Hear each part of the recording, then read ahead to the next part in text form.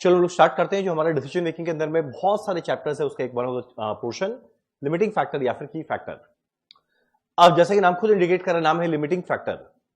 यानी मान लो मेरी कंपनी अच्छा खासा प्रॉफिट कमा रहा होता और बाई चांस उसके जीवन में कोई रिस्ट्रिक्शन नहीं रहता, तो जैसे ही उसके जीवन में रिस्ट्रिक्शन आ गया, उस अच्छे खासे प्रॉफिट को कमाने से लिमिट करेगा, रोक लगाएगा, रिस्ट्रिक्ट करेगा, कॉन्स्ट्रेंट करेगा। इसी फैक्टर का नाम क्या है? Limiting factor. जैसे मान लो एग्जांपल के तौर पे अगर देखा जाए, मान लो एग्जांपल के तौर पे मान लो हमारी कंपनी बनाता है दो प्रोडक्ट ए और बी, और मान लो दोनों का सेलिंग प्राइस पर यूनिट है, पहले वाले का 2000, अगले वाले का 1200। मान लो मेरा वेरिएबल कॉस्ट पर यूनिट है, पहले वाले का 1200, अगले वाले का 700। तो मेरा कंट्रीब्यूशन पर यूनिट आने वाला है 800 और 500।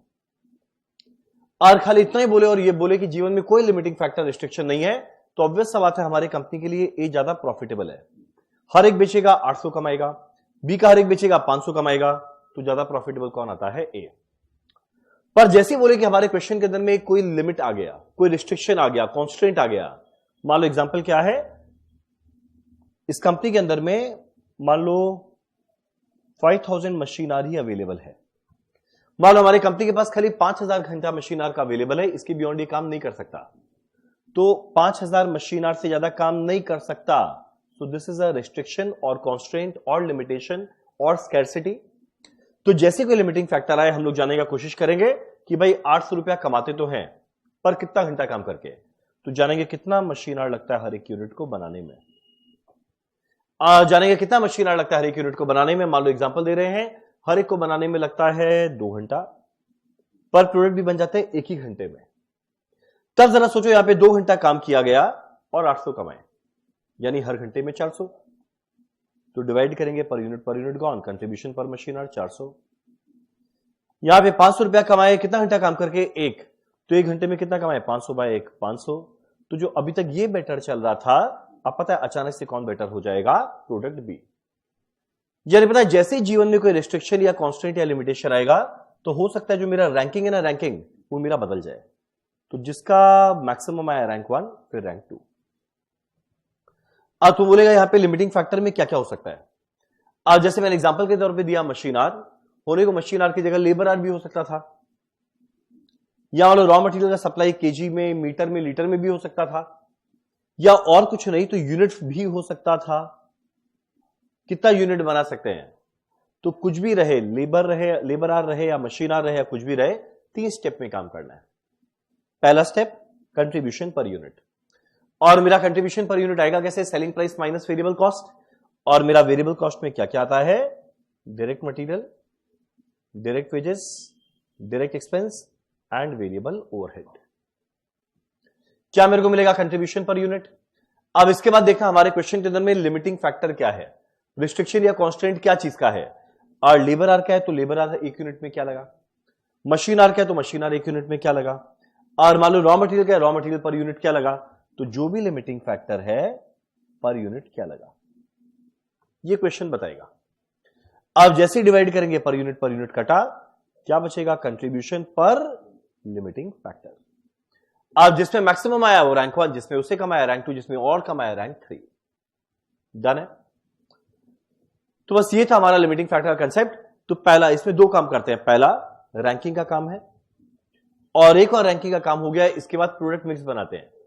प्रोडक्ट मिक्स मतलब क्या? जितना भी मेरे पास मान लो मशीन आर था, सबसे पहले हम ज्यादा से ज्यादा बी बनाना चाहेगा, इसका जितना डिमांड हम पूरा करना चाहेगा, उसमें जितना मशीन आर लग गया, बाकी जो मशीन आर बच गया वो देंगे प्रोडक्ट ए के लिए। परफेक्ट है? तो बस ये था हमारा एक छोटा सा ब्रीफ बैकग्राउंड कि इस पर्टिकुलर चैप्टर का कंसेप्ट क्या था। यानी सरल भाषा में तीसरा स्टेप में मुझे क्या पहुंचना है? कंट्रीब्यूशन पर लिमिटिंग फैक्टर, जो इधर मशीन आर या लेबर आर या केजी या मीटर या लीटर या कुछ भी हो सकता है। अब मान लो अगर यूनिट रहा तो कंट्रीब्यूशन पर यूनिट के बेसिस पे देखेंगे। मान लो सेल वैल्यू रहा तो कंट्रीब्यूशन बाय सेल वैल्यू, माने पीवी रेशियो, उस बेसिस पे देखेंगे। तो ये था एक बेसिक कंसेप्ट। चलिए काम करें, जरा फटाफट देखते हैं इसके बारे में क्या लिखा हुआ है। ये रहा मेरा लिमिटिंग फैक्टर या की फैक्टर, वो रिसोर्सेज है जो हमारी कंपनी को अच्छा खासा प्रॉफिट कमाने से रोक लगाता है। अब मेरा लिमिटिंग फैक्टर क्या रहेगा, उसमें एग्जांपल और फॉर्मूला क्या बनेगा। अब लिमिटिंग फैक्टर जनरली हो सकता है 4, रॉ मटेरियल, लेबर, मटेरियल या फिर यूनिट सेल। अब मेरा पहला देखते हैं, अगर मान लो रॉ मटेरियल का यूनिट लिमिटिंग फैक्टर है जो केजी लीटर मीटर है, तो निकालेंगे contribution per KG litre metre. पर कभी कभी रॉ मटेरियल का वैल्यू लिमिटिंग फैक्टर होता है, तो बोलेगा ये कब होगा, जब इनिशियली बजट बनाया गया, हम पहले से बजट में निकाला रॉ मटेरियल में इससे ज्यादा रुपया खर्चा नहीं करेंगे, इससे ज्यादा रुपया खर्चा नहीं करेंगे, तो रॉ मटेरियल का वैल्यू लिमिटेड हो गया, तो क्या निकालेंगे, contribution per rupee of raw material. ठीक। सिमिलरली लेबर, आर लेबर का आर लिमिटिंग फैक्टर है contribution per labour hour, per labour का वैल्यू लिमिटिंग फैक्टर है contribution per rupee of labour या वेजेस। मेरा अगला machine hour, contribution per machine hour. Sale unit अगर limiting factor है contribution per unit, अगर sale value limiting factor है contribution by sale value माने पीवी रेशियो। 3 स्टेप में काम करेंगे। पहला स्टेप, लिमिटिंग फैक्टर क्या है आइडेंटिफाई कर, क्वेश्चन बताएगा, कैसे बताएगा, वर्ड यूज करेगा, लिमिटेड, स्केर्सिटी, रेस्ट्रिक्शन, कांस्टेंट, ये सब। पहला कंट्रीब्यूशन पर यूनिट क्या है, selling price minus variable cost, इसमें क्या क्या आता है ऑलरेडी लिखा हुआ है। अगला मेरा लिमिटिंग फैक्टर पर यूनिट क्या लगा, अब जैसे दोनों स्टेप को डिवाइड करेंगे पर यूनिट गॉन, क्या मिलेगा, कंट्रीब्यूशन पर लिमिटिंग फैक्टर। अब एक बार ये कर दिए, उसके बाद देंगे रैंक को इन डिसेंडिंग ऑर्डर, जिसका मैक्सिमम रैंक 1 उससे कम रैंक 2, तो पहला टेबल डन। उसके बेसिस पे बनाएंगे सेकंड टेबल प्रोडक्ट मिक्स का।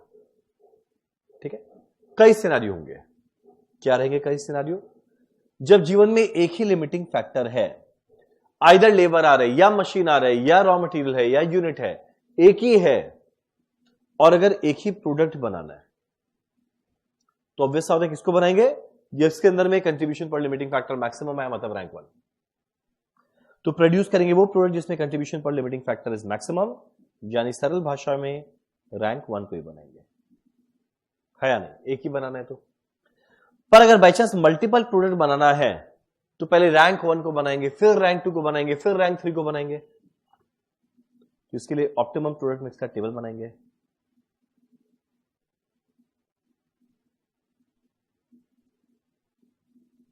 नॉर्मल बात।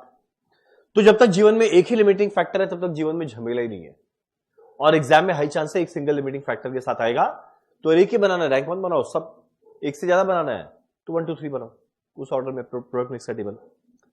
वही अगर by chance multiple limiting factor आ जाए, एक नहीं, लेबर आर भी लिमिटेड, मशीन आर भी लिमिटेड, रॉ मटेरियल भी लिमिटेड, एक से ज्यादा लिमिटिंग फैक्टर आ जाए, और मान लो बनाना एक ही प्रोडक्ट है, कोई एक ही बनाना है, तो हम लोग क्या करेंगे, वो प्रोडक्ट को बनाएंगे जिसमें कंट्रीब्यूशन या प्रॉफिट मैक्सिमम आया, यानी हर सिनेरियो में निकालेंगे। अगर खाली ए ही बनाए तो कितना बना सकते हैं, प्रॉफिट क्या, खाली बी बनाए तो सारे लिमिटिंग फैक्टर के बेसिस पे कितना बना सकते हैं, प्रॉफिट क्या, खाली सी बनाए सारे लिमिटिंग फैक्टर के बेसिस पे कितना बना सकते हैं, प्रॉफिट क्या, जिसमें प्रॉफिट मैक्सिमम आया बेस्ट।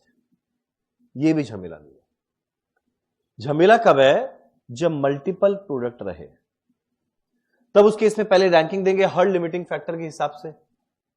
और मान लो मेरा लक्ष्य 7 दिया, लेबर आर के बेसिस पे देखिए रैंक 1 ए, मशीन आर के बेसिस पे देखिए रैंक 1 ए, रॉ मटेरियल के बेसिस पे देखिए रैंक 1 ए, तो जब पहले पता है ए ही बनाना है तो सबसे पहले ए ही बनाएंगे, उसके बाद अगला बनाएंगे, मान लो एक ही प्रोडक्ट का सब रैंक 2 आ गया तो वही बनाएंगे।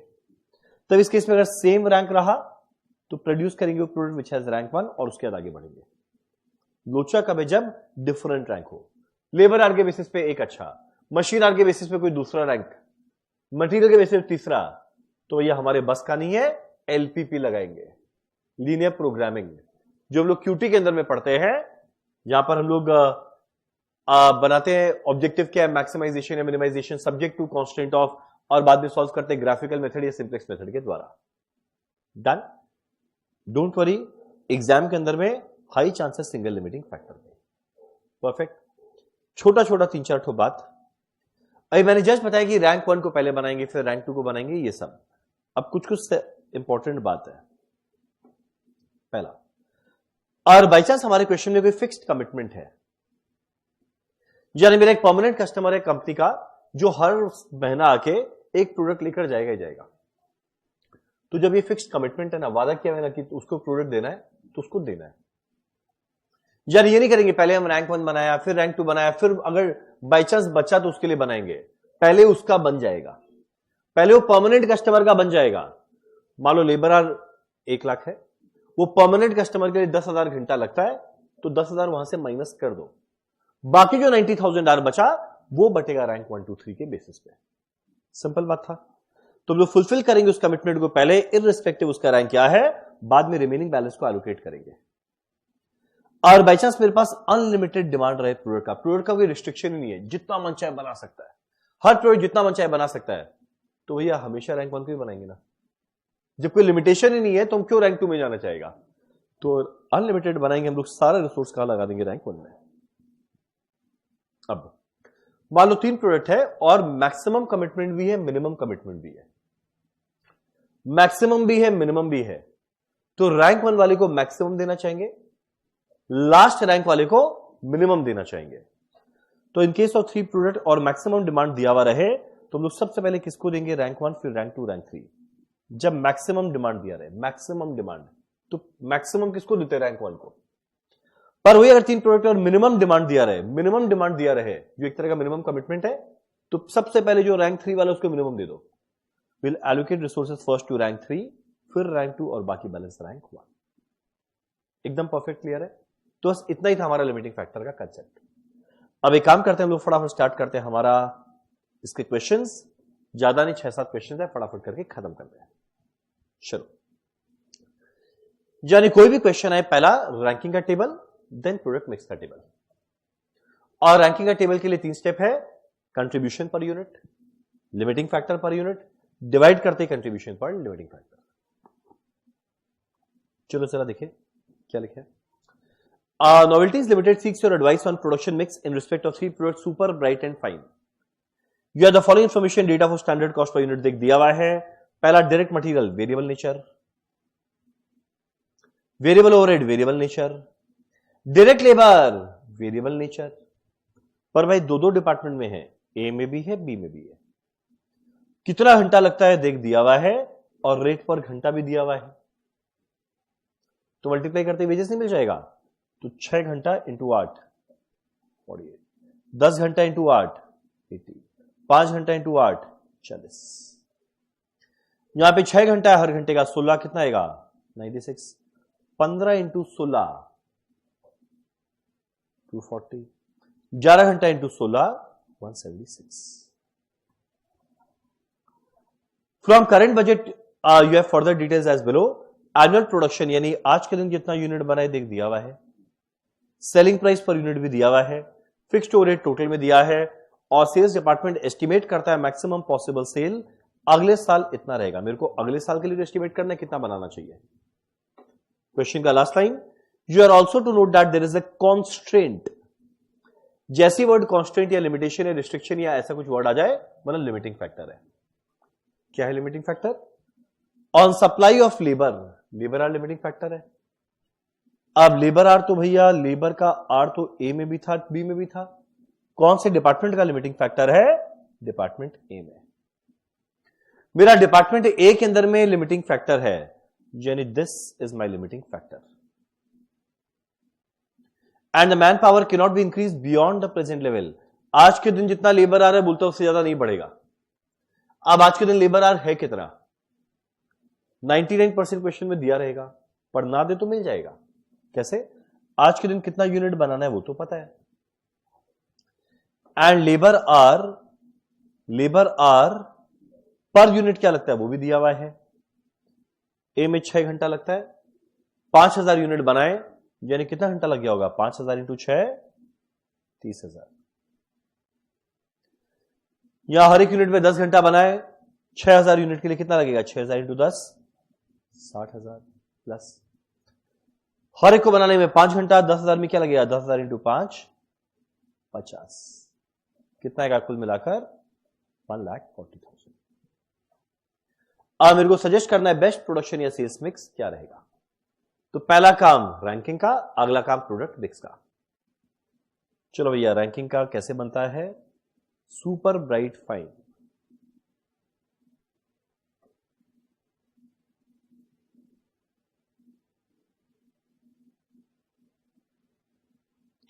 पहला स्टेप कंट्रीब्यूशन पर यूनिट निकालना है, सेलिंग प्राइस पर यूनिट। देखो दिया हुआ ना, ये रहा 624, 800, 480। चलो अगला माइनस करेंगे वेरिएबल कॉस्ट पर यूनिट। मेरा वेरिएबल कॉस्ट पर यूनिट में बहुत सारे आएंगे। अब बहुत सारे में क्या आएंगे, पहला मटेरियल, अगला वेरिएबल ओवरहेड, अगला लेबर ए और बी दोनों का। लिमिटिंग फैक्टर भले ही खाली ए है पर खर्चा तो दोनों में ही लग रहा है। तो हम एक काम करते हैं ना, हम चारों वेरिएबल कॉस्ट को जोड़ देते हैं। तो 320, 16, 336 प्लस 48 प्लस 96, ये मिलाकर आएगा 480। तुम लोग एग्जाम में चारों लाइन अलग अलग लिखकर दिखाना है, अभी शॉर्ट में जोड़ रहा है। यहां 240, 40 मिलाकर 280 प्लस 80, 360 प्लस 240 मिलाकर 600। यहां 160, 24 मिलाकर 184, 184 प्लस 40 मिलाकर आएगा 224 और ये मिलाकर 400। चलो माइनस करते मिलेगा कंट्रीब्यूशन पर यूनिट। ये वाला आने वाला है 144, ये आएगा 200, ये आएगा 80। ठीक है, पहला स्टेप डन। अब मेरा अगला स्टेप क्या है, मेरा लिमिटिंग फैक्टर क्या था भाई? मेरा लिमिटिंग फैक्टर क्या है? सप्लाई ऑफ लेबर कांस्टेंट है, माना लेबर आर। और कौन से डिपार्टमेंट का लेबर आर है? डिपार्टमेंट ए का। तो मेरा डिपार्टमेंट ए के अंदर में लेबर का आर कितना है? 6, 10, 5।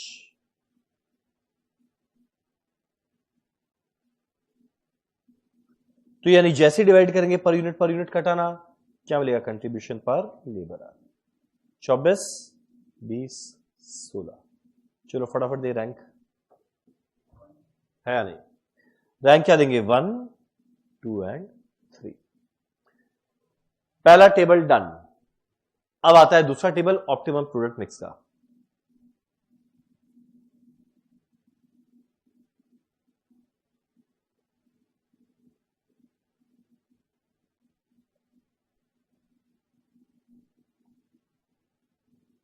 चलो यहां पर आएगा प्रोडक्ट, कितना यूनिट बनाना है, उसमें लेबर आर कितना लग जाएगा डिपार्टमेंट ए का, कंट्रीब्यूशन पर यूनिट क्या, टोटल कंट्रीब्यूशन क्या। पहले क्या बनाना है? रैंक 1। रैंक 1 कौन था? सुपर। अगला बनाना है रैंक 2, ब्राइट। अगला बनाना है रैंक 3, फाइन। अब रैंक 1 का हम ज्यादा से ज्यादा यूनिट बनाना चाहेगा। रैंक 1 का मैक्सिमम यूनिट कितना बना सकते हैं? सुपर का। ये तो इस साल बनाए थे, पर मैक्सिमम पॉसिबल सेल कितना है अगले साल? 6000। हम पूरा 6000 बनाना चाहेगा।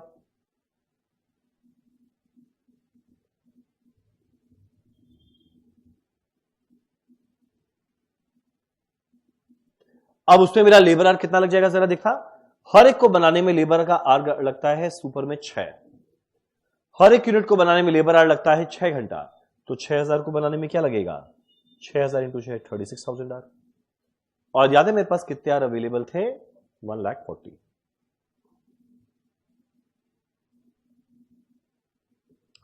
एस पे लग जाएगा 36,000 आर। अगला बनाएंगे बी का मैक्सिमम पॉसिबल सेल 8,000। हर एक को बनाने में लगता है 10 घंटा। हर एक को बनाने में लगता है 10 घंटा। तो 8,000 में क्या लगेगा? 8,000 इंटू 10, 80,000। कितना लग गया? 1,16,000।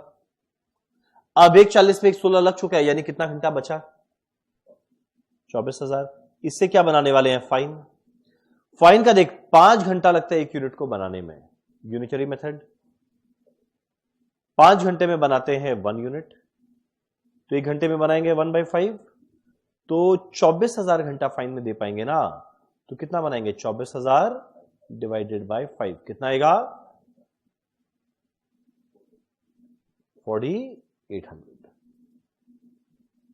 एफ का डिमांड कितना था फाइन का? 12,000, पर भैया उतना घंटा ही नहीं है।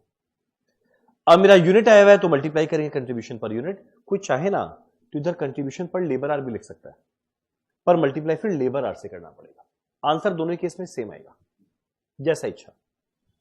अब हम यहां पे यूनिट लिखा तो contribution per unit, labour are यहां पे लिखा हुआ है तो कंट्रीब्यूशन पर लेबर आर भी ले सकता है। कंट्रीब्यूशन पर यूनिट ये रहा, सुपर का 144, अगले वाले का 200, अगले वाले का 80। 6000 इंटू 144 कितना आएगा? 864। 8,000 इंटू 200 कितना आएगा? 16 लाख। 4800 इंटू 80 कितना आएगा? 384।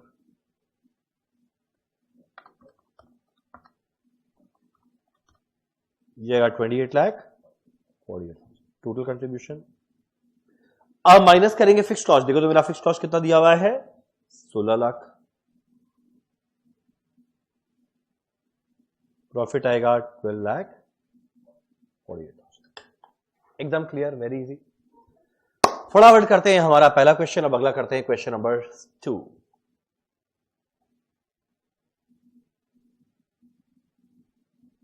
चलो फटाफट करें। ये क्वेश्चन भी बहुत इजी है। चलो दो इजी फिर अच्छा करते हैं। क्या लिखा है? Domestic political trouble in the country of N overseas supplier. विदेश में एक सप्लायर है, उसके देश में कुछ प्रॉब्लम हो गया। Is causing concern in your company. Supplier तो वही कहे, उधर प्रॉब्लम होती है, मेरे प्रॉब्लम है। Because it is not known when further supply of raw material x will be received. एक रॉ मटेरियल एक्स लेते हैं, पता नहीं कब आएगा। The current stock held of this particular raw material is 17,000 kg। आज के दिन मेरे पास खाली 17,000 kg बचा है, जिसका कॉस्ट 136 लगा था। जिसका रेट पता है मुझे, 1,36,000 डिवाइडेड बाय 17,000, 8 रुपया पर केजी। तो ध्यान देना, करंट में खाली 17,000 kg पड़ा हुआ है। मेरे को तो ये हिंट दे रहे हैं इतना ही लिमिटिंग है, तो यानी केजी लिमिटिंग फैक्टर है। Based on raw material X, your company make 5 different products and the expected demand for each of these for next 3 months is given below together with other relevant information. 5 product बनाते हैं इस raw material को use करते हुए। नाम दिया हुआ है 701, 702, 821, 822, 937। कितना KG of raw material x लगता है पर यूनिट? हर एक यूनिट में कितना एक्स लगता है दिया हुआ है, और हर केजी का रेट है 8, तो इंटू 8 करते ही रॉ मटेरियल कॉस्ट मिल जाएगा ना। अब आगे डायरेक्ट लेबर आर कितना लगता है? लेबर आर पर यूनिट कितना लगता है दिया हुआ है। पक्का लेबर का रेट भी दिया होगा।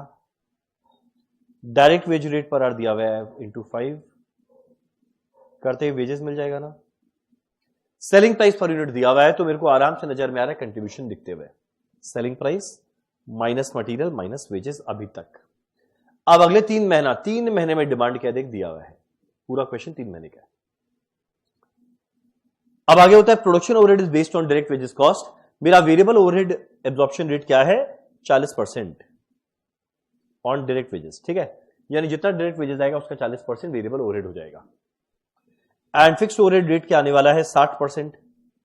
मेरा फिक्स्ड ओवरहेड जितना वेजेस आएगा उसका 60% रहेगा।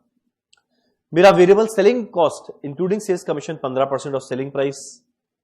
तो भैया क्या क्या वेरिएबल कॉस्ट है? एक ये है, एक ये है, एक वेरिएबल ओवरहेड है, एक वेरिएबल सेलिंग कॉस्ट भी है, 4। मेरा fix selling and admin cost है 3 लाख रुपया पर एनम। पर भाई ये 3 मंथ्स था, तो प्रोपोर्शनेटली लेंगे फिक्स कॉस्ट भी।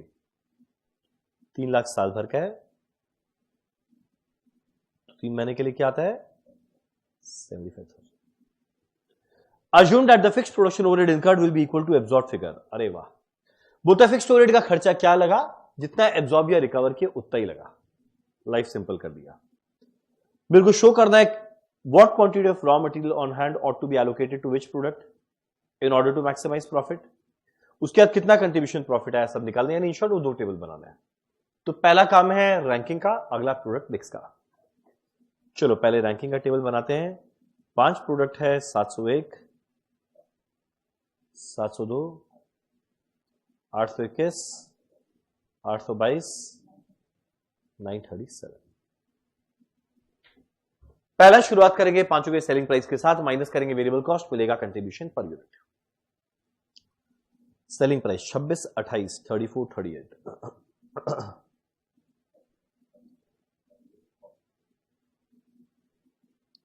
माइनस करेंगे वेरिएबल कॉस्ट। अब लोचा यहां पे तो सब निकालना पड़ेगा रॉ मटेरियल। अब रॉ मटेरियल कितना केजी लगेगा वो तो दिया हुआ था, हर केजी का रेट 8 था, तो सबको 8 से मल्टीप्लाई करके रॉ मटेरियल कॉस्ट मिलेगा। तो 0.7 इंटू 8 5.6, फिर 4, 12, 10.4 एंड नहीं नहीं, ये 4, ये 11.2 है। हाँ 11.2, 10.4 एंड 12 लिख दे। क्या क्या है?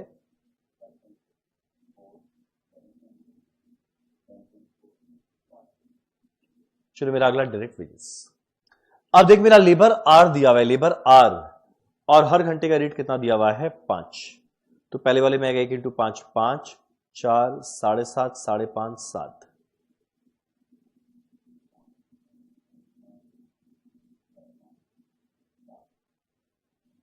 मेरा अगला वेरिएबल ओवरहेड। मेरा overhead is based on direct wages cost and variable overhead क्या है? 40%। यानी जितना वेजेस लगेगा उसका 40% आएगा वेरिएबल ओवरहेड। 40% निकाले, 5 का 40% 2, 1.6, 3, परफेक्ट। एक और वेरिएबल है variable selling cost, including sales commission 15% of selling price.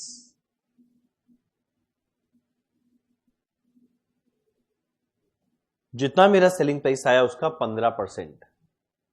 Calculate करें।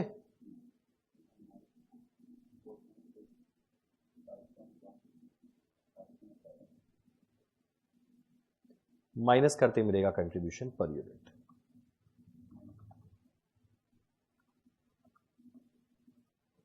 पहला आएगा 9.5, मेरा अगला आने वाला है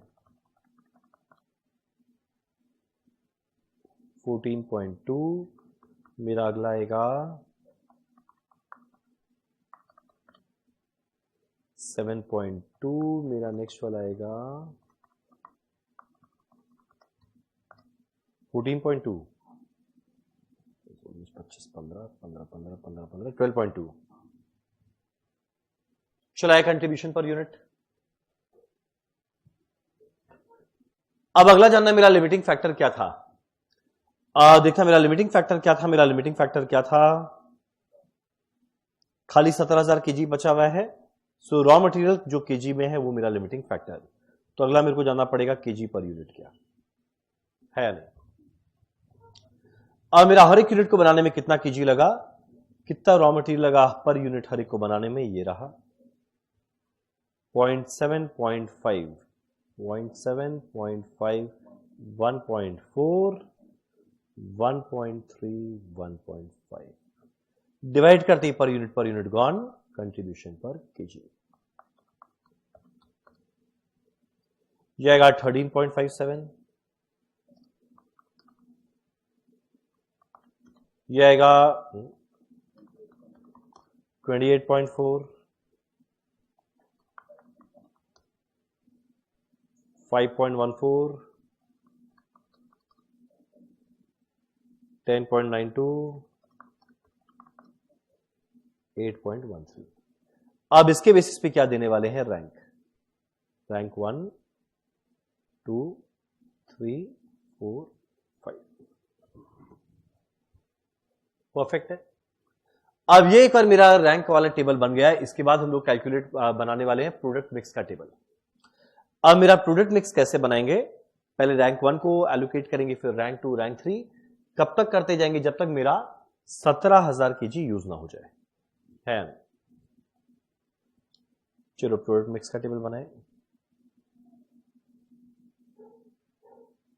क्या प्रोडक्ट बनाएंगे, कितना यूनिट बनाएंगे, जिसमें लिमिटिंग फैक्टर केजी कितना लग जाएगा, कंट्रीब्यूशन पर यूनिट क्या, टोटल कंट्रीब्यूशन। पहले बनाएंगे रैंक 1 702,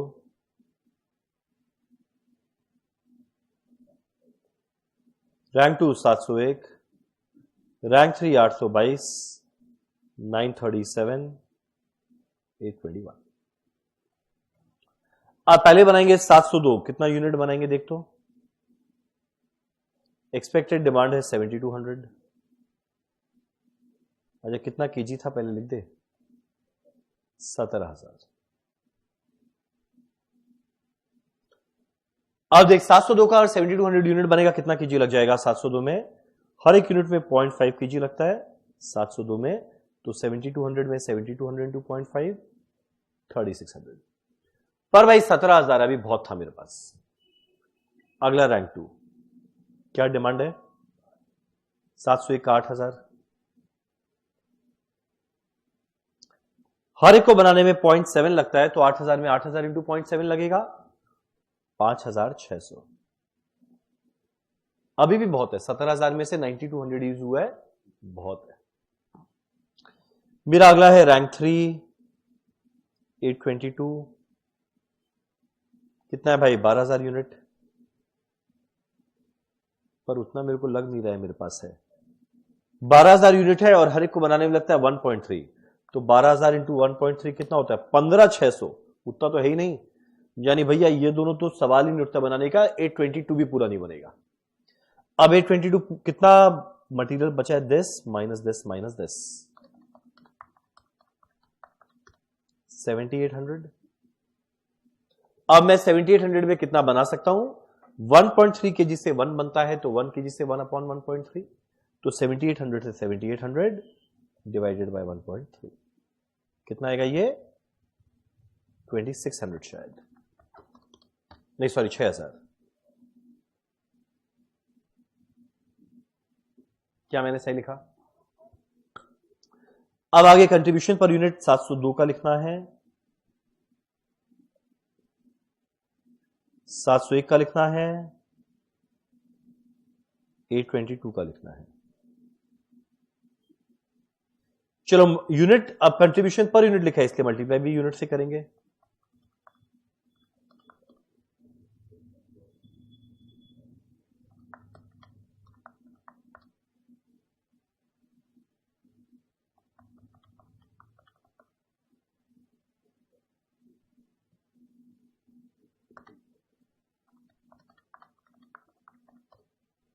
टू 263,440 यह आया कंट्रीब्यूशन। अब सिंस हमारे क्वेश्चन में फिक्स्ड कॉस्ट भी है तो माइनस करके प्रॉफिट निकालना पड़ेगा। अब तुम लोग लेगा फिक्स्ड कॉस्ट कितना है? देख मेरा फिक्स्ड ओवरहेड का एब्जॉर्प्शन रेट है 60% और क्वेश्चन में बोला फिक्स्ड ओवरहेड इनकर्ड भी कितना है, जितना एब्जॉर्ब या रिकवर किए, और ये 60% क्या चीज का था? वेजेस का। अब देखिए मेरा कितना वेजेस लगा, कितना वेजेस लगा उसका 60% फिक्स्ड कॉस्ट है, वेजेस कितना लगा? देखो 7200 यूनिट इसका बना है और हर एक में वेजेस कितना लगता था? 702 में 4 रुपया, तो 7200 इंटू 4 का 60% लगा होगा फिक्स्ड कॉस्ट, प्लस 701 का 8000 यूनिट बना है जिसमें 5 करके लगता है, तो 8000 इंटू 5 का 60% लगा होगा फिक्स्ड कॉस्ट। मेरा 822 का 6000 यूनिट बना है, तो 6000 इंटू 5.5 वेजेस का 60% लगा होगा। तो अगर तुम लोग ये ऐड करेगा 28,800 प्लस 40,000 प्लस 33,000 का 60%, मेरे ख्याल से 61080 आना चाहिए। एक बार ऐड करके देख लेना, यानी प्रॉफिट कितना आएगा? 202। अच्छा एक और कॉस्ट से करेक्ट था, फिक्स सेलिंग एंड एडमिन भी 3 लाख पर एनम है, पर हमको 3 महीने का चाहिए 75,000। तो एक और है, ये तो फैक्ट्री ओवरहेड था, सेलिंग का 75,000, कितना आ जाएगा ये वैल्यू? 127,360। सो बड़ा इजी चैप्टर है, अभी तक कोई झमेला नहीं है इस चैप्टर के अंदर में। पहला रैंकिंग बनाओ, अगला ऑप्टिमम मिक्स निकालो। अब एक काम करें, अब जरा हम लोग अपना अगला क्वेश्चन देखें क्या है। क्या लिखा गया है? फर्म प्रोड्यूसेस 5 डिफरेंट प्रोडक्ट, मेरे कंपनी 5 अलग अलग प्रोडक्ट बनाता है from a single raw material. Raw material is available in abundance. Abundance का मतलब क्या? अबेंडेंस माने बहुत है। इस चैप्टर में जो बहुत है वो नहीं जानना, जो बहुत कम है वो जानना है। सो raw material is not my limiting factor. Raw material का देखो रेट दिया है 6 रुपया पर केजी, पर बहुत है रॉ मटेरियल। लेबर का रेट दिया है 8 रुपया per hour. Plant capacity is 21,000 labour our. Plant के पास कैपेसिटी खाली 21,000 लेबर आवर का है, सो लिमिटिंग फैक्टर क्या है? Labour our. Production facilities can produce the product. मेरा फैक्ट्री ओवरहेड का रेट है 8 रुपया per hour, comprising 5.6 fixed overhead ₹2.40 variable overhead. ठीक है, सेलिंग कमीशन है 10% ऑफ टोटल प्राइस से, तो पहले जैसा इक्वेशन लग रहा है काफी हद तक, वही सेलिंग कमीशन भी है, फिक्स्ड और वेरिएबल उसमें भी था। Given the following information you are required to suggest a suitable sales mix which will maximize the company's profit. अब देख एबीसीडी, मार्केट डिमांड दिया है, सेलिंग प्राइस दिया है, लेबर आर दिया है, हर घंटे का रेट है 8, तो इंटू 8 कर देंगे। रॉ मटेरियल रिक्वायर्ड पर यूनिट दिया इन ग्राम और रेट है ₹6 पर केजी, तो पहले सबको 1000 से डिवाइड करके केजी बनाएंगे, फिर into 6। Assume in above situation 3500 hour of overtime is possible. It will result in additional fixed overhead of 20,000 और ओवरटाइम करेंगे 3500 घंटा, तो फिक्स्ड ओवरहेड 20,000 बढ़ जाएगा, लेबर का रेट डबल हो जाएगा, 50% इंक्रीज करेगा वेरिएबल ओवरहेड। बताओ करे ना करे, वो तो बाद में पता चलेगा कि ओवरटाइम का जरूरत है भी या नहीं, कितने घंटे से काम हो जाएगा। तो पहले नॉर्मल क्वेश्चन तो करे, फिर देखते हैं ओवरटाइम का जरूरत है या नहीं। तो पहले तक वाला portion is very easy, ABCDE। Selling price per unit कितना है भाई?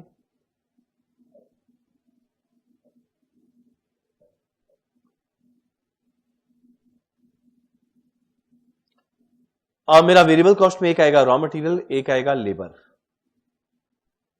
एक और ऊपर था वेरिएबल ओवरहेड तीसरा, और अगला कमीशन भी 10% ऑफ सेलिंग प्राइस है, यानी ये भी वेरिएबल हुआ।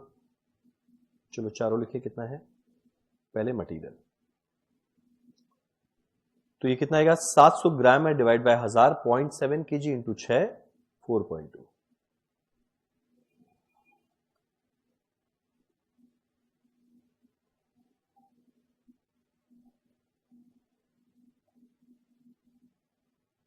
ये ₹3, ये ₹9, 7.8 एंड ₹9। मेरा अगला बारी आता है डायरेक्ट वेजेस का। आर पर यूनिट दिया है तो रेट पर आ रहा है 8, तो मल्टीप्लाई करेंगे वेजेस मिलेगा। पहला 1 इंटू 8 8, 0.8 इंटू 8 6.4, 12, 8.8 और अगला वाला आएगा 11.2।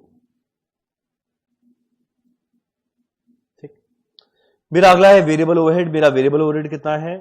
2.4 पर आर, तो ये आर तो ये है, इंटू करेंगे 2.4, ये आएगा 2.4, 1.92, 3.6। मेरा अगला वाला आएगा 2.64 शायद, यस, अगला आएगा 3.36। एक और मेरा वेरिएबल है, कौन सा? Selling commission, 10% of price, obviously selling price. Selling price का 10%,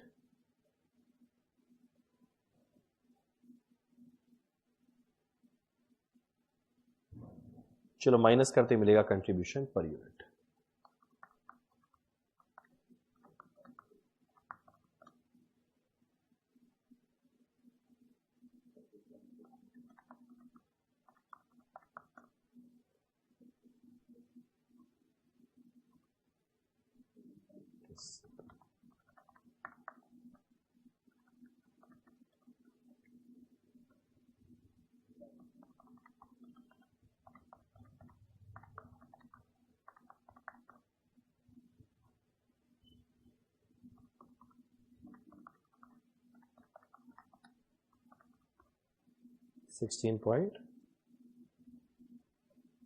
ठीक है, चलो यह है मेरा कंट्रीब्यूशन पर यूनिट, यह है मेरा कंट्रीब्यूशन पर यूनिट, यह है मेरा कंट्रीब्यूशन पर यूनिट। अब अगला मेरे को जाना, लिमिटिंग फैक्टर क्या था? लेबर आर, और लेबर आर पर यूनिट ये सारा दिया वही है।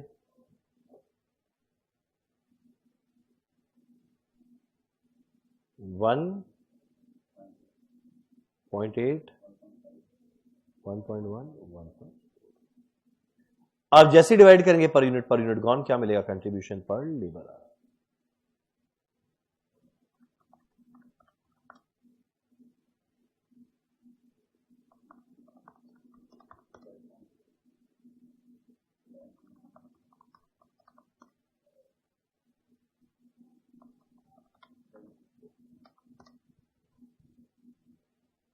बोलो ये सब आया? अब इसके बेसिस पे हम लोग देने वाले रैंकिंग, जिसमें मैक्सिमम आया रैंक 1, उसके बाद 2 3 4 5। तो मैक्सिमम मुझे नजर आ रहा है इधर, इसके बाद इधर, इधर, इधर, इधर। ठीक है, अब एक बार ये रैंकिंग का टेबल बन गया, इसके बाद हम लोग बनाने वाले हैं प्रोडक्ट मिक्स का।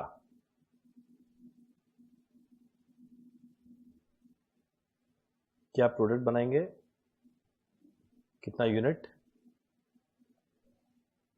लेबर आर क्या लगेगा, contribution per unit, total contribution. चलो पहले रैंक 1 बी, रैंक 2 ए, रैंक 3 सी, रैंक 4 डी, रैंक 5 ई। अब कितना यूनिट बनाएंगे, पहले बी का 3600 डिमांड है, हर एक को बनाने में लगता है 0.8, तो 3600 में लगेगा 3600 इंटू 0.8, 2880। मेरा रैंक 2 है ए, जिसका 4000 यूनिट बनाना है, हर एक को बनाने में लगता है 1 घंटा, 4000 में 4000 इंटू 1 घंटा, एक सेकेंड, टोटल आर कितना था 21,000। तो अभी भी है, अभी भी काफी घंटे हैं। मेरा रैंक 3 है सी, सी का कितना यूनिट बनाना है 4500, हर एक में 1.5, 4500 में 6750। ठीक है, मेरा अगला है रैंक 4, यहां पे है 6000, हर एक में 1.1, तो आएगा 6600। अब बड़ा क्लोज मार्जिन हो गया, मुझे देखना है कितना घंटा बचा है, 2880 प्लस 4000 प्लस 6750 प्लस 6600, 20,230 घंटा लग चुका है, बहुत कम बचा हुआ है। कितना घंटा बचा हुआ है 770, यानी ये के लिए खाली 770 यार बचा, उससे कितना यूनिट बन जाएगा 770 डिवाइड बाय 1.4, 550 यूनिट, एकदम सही है। अब मेरा कंट्रीब्यूशन पर यूनिट निकाल लेते हैं, हालांकि इसमें ये सब करने बोला नहीं, कर लेते हैं। इसमें बस ये पूछा कि बताओ ऊपर वाले सिचुएशन में 3500 घंटा ओवर टाइम काम करना है, करे या ना करे। तो पता चल गया कि ई मेरा पूरा नहीं हुआ, तुमको उसमें ओवर टाइम करना है, तो करे या ना करे बस ये जानना है। तो वैसे तो देखो लास्ट 2 कॉलम का जरूरत नहीं है, और एनीवेज तुम लोग अपने आप कर भी लेना, इसमें हम क्या ही दिमाग लगाए। कंट्रीब्यूशन पर यूनिट पता है, सारा वैल्यू पुट करके टोटल कंट्रीब्यूशन निकालना, काम खत्म। हालांकि मांगा नहीं है। अब मांगा क्या है, अब देख ई का डिमांड कितना था 5000, बनाए कितना है 550, तो अभी भी स्कोप तो है बनाने का। कितना स्कोप है 5000 माइनस 550 कितना होता है 4450। तो यानी अगर ओवर टाइम काम किया जाए तो मेरा और यूनिट बन जाएगा। अब मेरे को डिसाइड करना ओवर टाइम करे या ना करे, पर ओवर टाइम भी खाली 3500 घंटा ही कर सकते हैं। तो 3500 घंटे में कितना यूनिट बना लेगा, 1.4 घंटे में 1 बनता है, तो 1 घंटे में 1/1.4। तो ई का अगर ओवर टाइम करे कितना यूनिट्स बना सकता है 3500 डिवाइड बाय 1.4 है या नहीं, 2500 यूनिट ही बना पाएगा। अभी भी पूरा नहीं बन पाया, पर एटलीस्ट 2500 यूनिट तो और बना।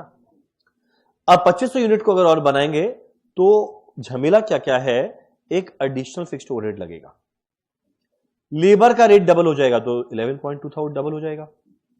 50% इंक्रीज करेगा वेरिएबल ओवरहेड, ये जो था ये 50% बढ़ेगा, तो कंट्रीब्यूशन पर यूनिट ये नहीं कुछ अलग हो जाएगा। तो निकाले नया कंट्रीब्यूशन पर यूनिट क्या आएगा, सेलिंग प्राइस तो 44 पर यूनिट है, मटेरियल भी 9 रहेगा, वेजेस डबल हो जाएगा, 11.2 का डबल 22.4। मेरा वेरिएबल ओवरहेड 3.36 प्लस 50% हो जाएगा 5.04, सेल्स कमीशन 4.4। क्या मिलेगा कंट्रीब्यूशन पर यूनिट, देख तो 3.16 आया क्या,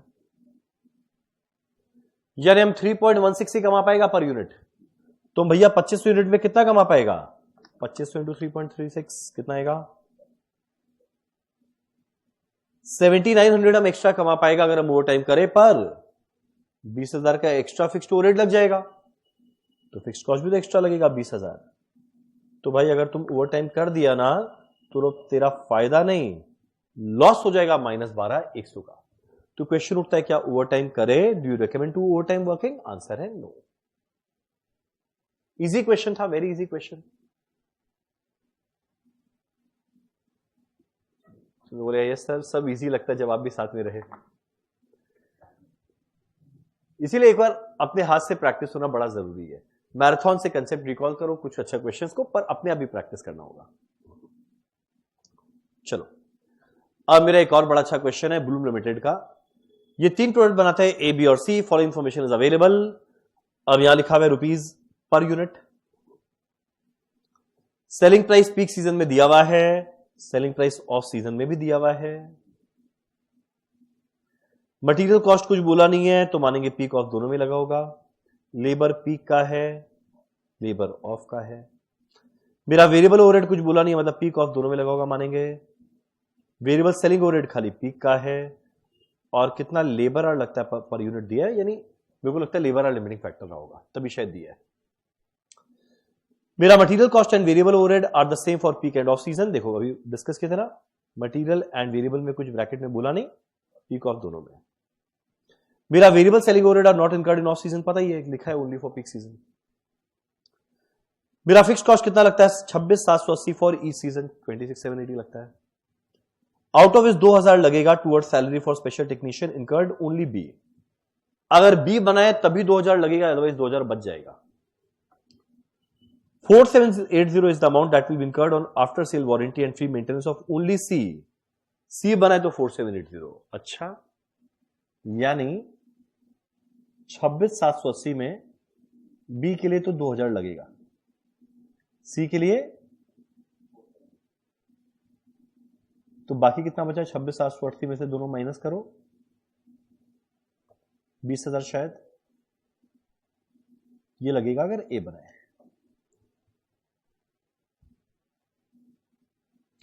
और खाली ए बनाए तो 20,000, खाली बी बनाए, अच्छा एक सेकंड, ऐसे नहीं लिखना चाहिए। फिक्स कॉस्ट कॉमन 20,000 लिखना चाहिए। कॉमन फिक्स कॉस्ट 20, वो तो लगेगा ही लगेगा। बी बनाने में 2 और लग जाएगा तो 22। सी बनाने में 4,780 और लग जाएगा तो 24,780। तीनों बनाएंगे तो पूरा लग जाएगा 26,780। Labour force can be interchangeably used for all product during peak season. There is labour shortage. ये लो आ गया, पीक सीजन में लेबर का शॉर्टेज है और मैक्सिमम कितना बना सकते लेबर आर अवेलेबल है? 1617 घंटा। During off season labour is freely available. तो पीक सीजन में लेबर आर लिमिटिंग फैक्टर है, ऑफ सीजन में नहीं है। पर डिमांड इज लिमिटेड टू, तो वहां पे इस केस में सेल यूनिट लिमिटिंग फैक्टर है। इसका इतना होगा, बी का इतना बनाएंगे, सी का इतना बनाएंगे और टोटल यूनिट्स बना सकते हैं इतना। मेरे को निकालना क्या है? Best product mix during peak season और maximum profit for off season. तो पहले पीक वाले को सल्टाए, सल्टाने के पहले रैंकिंग का टेबल। क्या क्या प्रोडक्ट है भाई? एबीसी,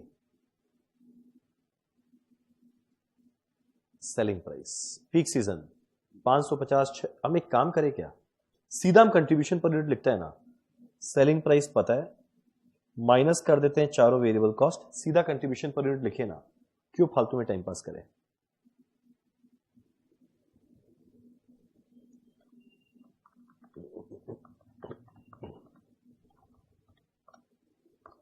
देखो 100 आया क्या?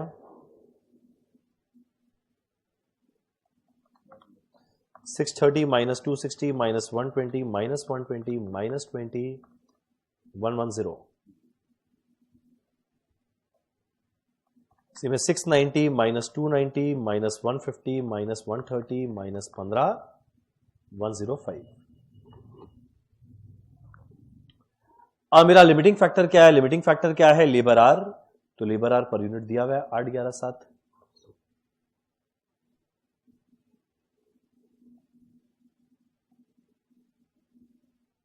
तो कंट्रीब्यूशन पर लेबर आर निकाले 12.5 10 15। रैंक दे दे 1 2 3। वेरी इजी, एकदम लॉलीपॉप लग रहा है।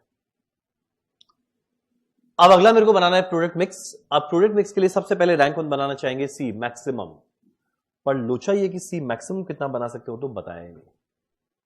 तो बोला बताया है ना सी का 135 वो ड्यूरिंग ऑफ सीजन था। तो जब बताया नहीं है तो भैया पूरा का पूरा सी बनाना चाहेगा, हम रैंक 2-3 में जाएगा क्यों? नॉर्मली ऐसा ही होना चाहिए था कि जो बनाना है पूरा सी बना लो, यानी जितना घंटा अवेलेबल है 1617 पूरा सी में दे दो, तो कितना यूनिट बन जाएगा पता चलेगा, आ जाएगा कंट्रीब्यूशन, है या नहीं? पर इस केस में थोड़ा सा अच्छा इसलिए हो गया क्योंकि हमारा फिक्स्ड कॉस्ट सब में अलग अलग लग रहा है। और बाई चांस फिक्स्ड कॉस्ट सब में सेम लगता ना, मान लो ऐसा ये कहानी नहीं करता, तब तो लाइफ में झमेला ही नहीं था, पूरा सी बनाओ क्वेश्चन खत्म फिनिश। पर सी बनाने पे 20,000 प्लस इतना लग जाएगा, बी बनाने पे खर्चा थोड़ा कम लगेगा, बी और सी दोनों ना बनाए, ए खाली ए बनाए तो और कम लगेगा, तो हमको सारा परमिटेशन कॉम्बिनेशन ट्राई करना पड़ेगा। तो इस क्वेश्चन में नॉर्मल क्वेश्चन से डिफरेंट क्या था? पहला बात मैक्सिमम डिमांड नहीं दिया, मैक्सिमम डिमांड ना दे तो रैंक वन क्यों बनाओ, तो वो बना के खत्म कर देता, पर यहां फिक्स्ड कॉस्ट अलग अलग है तो सब में ट्राई करना पड़ेगा। तो हम इसी टेबल को अगर आगे बढ़ाए, हम कितना यूनिट्स बना सकते हैं अगर हम खाली सी बनाए, पूरा 1617 घंटा हम यहां पर देगा तो कितना यूनिट बनाएगा? 1617 बाय 7 231,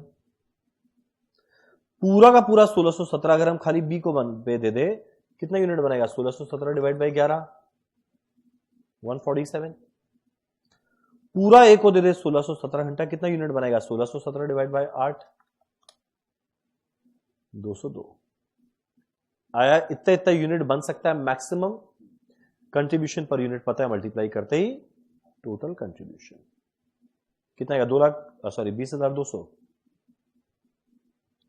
मेरा अगला कितना आएगा? 147 इंटू 110 16,170, 105 इंटू 231 24,255। अब माइनस करेंगे फिक्स कॉस्ट। आप सोचो खाली अगर ए बनाए तो ना ये एक्स्ट्रा खर्चा लगना ना ये, खाली 20,000, और खाली बी बनाए तो 20,000 तो कॉमन है, लगेगा ही लगेगा, 2 और लग जाएगा 22। खाली सी बनाए तो 20,000 तो लगेगा, 4780 और लग जाएगा 24,780। चलो प्रॉफिट निकाले, यहां पर आएगा 200, यहां पर आएगा 5830 माइनस में, यहां पर भी आएगा 525 माइनस में। तो जो अभी तक सबसे अच्छा लगा था ना सी, देख उसमें लॉस आ गया। ऐसा क्यों हुआ? क्योंकि ये था गड़बड़। मान लो अगर फिक्स कॉस्ट सब में सेम रह जाता तो कंट्रीब्यूशन देख इधर में मैक्सिमम आया था रैंक 1 में, उससे कम रैंक 2 में आया था, उससे कम रैंक 3 में था, पर फिक्स कॉस्ट अलग अलग था तो इसलिए अलग अलग ट्राई करना पड़ा। ठीक, चलो अब अगला बारी आता है, अगर ऑफ सीजन होता तो क्या रहता? ABC contribution per unit.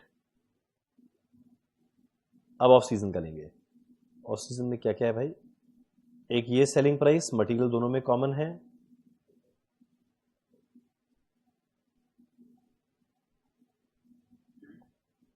एक ये वाला लेबर लेंगे, ये वाला वेरिएबल ओवरहेड लेंगे, बस खत्म, है ना? चलो निकाले कितना आएगा? 550 minus 230 minus 100 minus 100 120,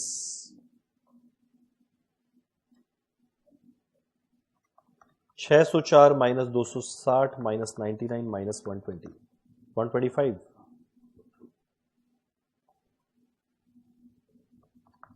690 minus 290 minus 149 minus 130 कितना आएगा?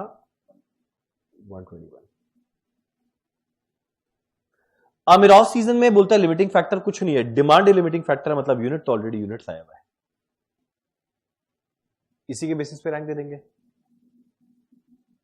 1 2 3। हम लोग ज्यादा से ज्यादा क्या बनाना चाहेंगे? बी। अब देखो डिमांड कितना कितना है, लास्ट लाइन पढ़ ले। बोलते हैं ए का डिमांड है 100, बी का 115, सी का 135 और टोटल 215 ही बना सकते हैं। तो हम ऑब्वियसली बी का बनाना चाहेगा मैक्सिमम 115, उसके बाद जो बचा वो रैंक 2 को दे देंगे सी का, कितना बना पाएगा 215 में से 115 गया, बचा 100, तो बी और सी बनाना चाहेगा, काम खत्म हो जाता अगर फिक्स कॉस्ट हर जगह सेम रहता। पर यहां पे फिक्स कॉस्ट अलग अलग है तो मेरे को सारा परमिटेशन कॉम्बिनेशन देखना पड़ेगा। तो पहला परमिटेशन कॉम्बिनेशन बनाते हैं बी एंड सी का। अब बी और सी में पहले बी का बनाएंगे, कितना यूनिट 115, क्योंकि ये रैंक 1 है।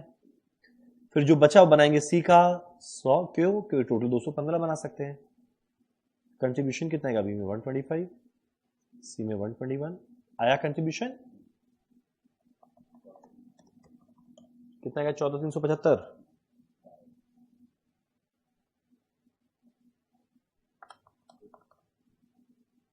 $26,475 माइनस करेंगे फिक्स कॉस्ट, कॉमन वाला भी और बी और सी दोनों बन गया, कॉमन वाला भी बी और सी दोनों बन गया, मतलब 26,780।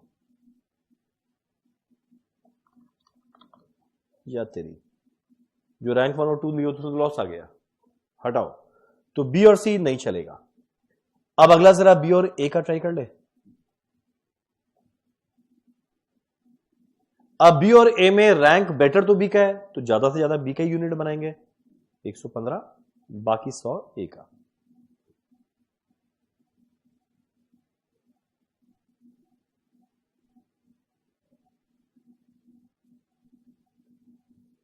अब बी और ए बनाएंगे, मेरा फिक्स कॉस्ट क्या लग जाएगा, बी बनाए 2000, ए बनाए कॉमन तो लगेगा 20, तो 22,000। ये लो, ये बेटर निकल गया, 4375 आया। बी सी हो गया, बी ए हो गया, बी सी हो गया, बी हो गया। अब ए और सी भी ट्राई कर लेते हैं, रैंक 2 और 3, पर आई थिंक यही बेटर रहेगा, मुझे ऐसा लग रहा है। यस, ये बेटर होगा। ए और सी ट्राई कर लेते हैं। अब ए और सी में बेटर रैंक किसका है, सी का, तो सी का ज्यादा से ज्यादा यूनिट बनाएंगे 135, ए का बाकी बचा 80 के 215 ही बना सकते हैं। यहां पर आएगा 121, यहां पर आएगा 120,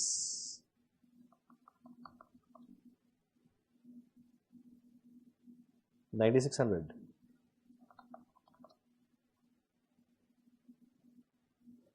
अब फिक्स कॉस्ट क्या लगेगा, ए यानी कॉमन 20,000, सी के लिए 4780, 24,780, 1155। कौन सा बेस्ट है, बी एंड ए बनाना। तो देखो ये हर वैरायटी का हम लोग को एक क्वेश्चन हो गया। जब फिक्स कॉस्ट अलग अलग हुआ तो क्या, और जब एक ही प्रोडक्ट बनाना, मैक्सिमम डिमांड नहीं दिया तो रैंक 1 को भी बनाना चाहिए, तो वही बनाते, पर फिक्स कॉस्ट अलग अलग था इसलिए ऐसे कर लिए। Very nice question. चलो हमारा एक क्वेश्चन खत्म। अब हम लोग फटाफट करते हैं एक एग्रीकल्चरल वाला प्रॉब्लम, एक और बड़ा अच्छा क्वेश्चन।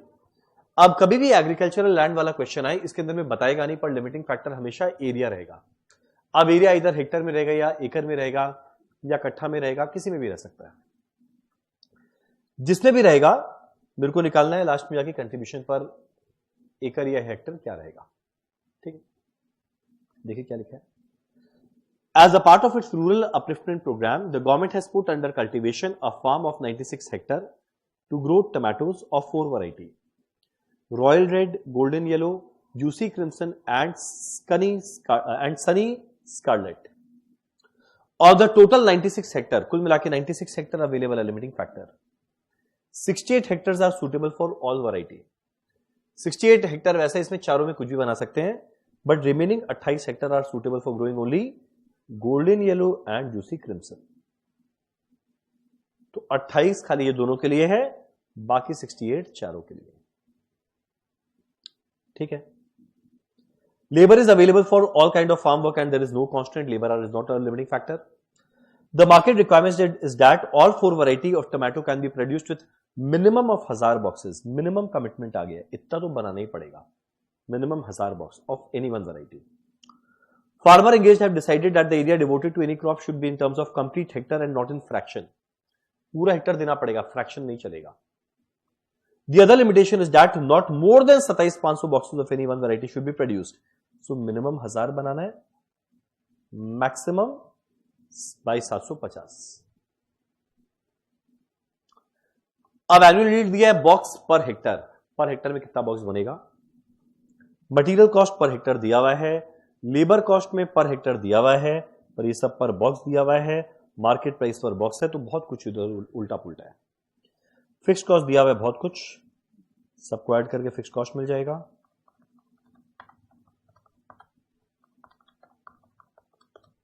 $3,60,000 शायद। पहला प्रोडक्ट प्रेफरेंस बताना है, यानी प्रोडक्ट मिक्स। प्रेफरेंस मतलब रैंक 1 2 3, फिर product mix and maximum profit. पहले इतना करते हैं, फिर पार्ट 3 पढ़ते हैं। आगे बढ़ने के ना पहले हम लोग ये देखते हैं कि मिनिमम और मैक्सिमम एरिया कितना देना है। मेरे को कम से कम 1000 बॉक्स बनाना है, मतलब मिनिमम एरिया कितना देना निकालते हैं। कितना एरिया देना है मिनिमम? 1000 बॉक्स बनाना है, ठीक है। 350 बॉक्स बनता है 1 हेक्टर में, तो 1 बॉक्स बनेगा 1/350 हेक्टर में, तो 1000 बॉक्स के लिए 1000/350 लगेगा। 1000/350 क्या होता है? 2.85, पर it can not be in fraction. Minimum 2.85 लगेगा, यानी सीधा 3 लगेगा। यहां पे 1000 divided by 100 10, 1000 divided by 70 14.28 minimum लगेगा, तो अगला लेना पड़ेगा 15। 1000 डिवाइडेड बाय 180 मिनिमम लगेगा 5.55, यानी देना पड़ेगा 6। अगला मैक्सिमम भी निकाल ले। 22750 बॉक्स है, तो 22750 डिवाइड बाय 350 65। 22750 डिवाइडेड बाय 100 बहुत आ गया, 228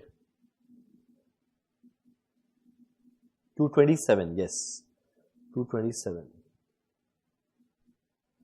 मेरा अगला 22750 डिवाइडेड बाय 70, इतना मैक्सिमम है 325। 22750 डिवाइडेड बाय 180, मैक्सिमम 126.38, पर उससे कम ही होगा 126। इतना हो गया। निकालना क्या? Contribution per hectare. तो एक काम करते हैं ना, शुरू से वो बनाते हुए चले। मार्केट प्राइस मतलब सेलिंग प्राइस पर बॉक्स पता है, बॉक्स पर हेक्टर पता है, तो एक सेलिंग प्राइस पर बॉक्स है, अगला बॉक्स पर हेक्टर है, तो मल्टीप्लाई करेंगे, सेलिंग प्राइस पर हेक्टर मिल जाएगा ना। तो मल्टीप्लाई करके देखिए कितना आएगा। Royal red, golden yellow, JCSC,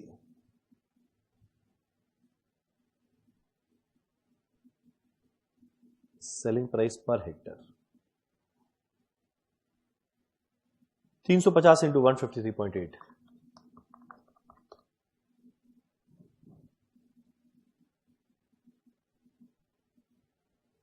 100 into 158.7, 15870, 70 into 183.8, 12866, 180 into 222.7, 40086। अब मटेरियल कॉस्ट तो पहले से पर हेक्टर था, सीधा माइनस कर देते हैं।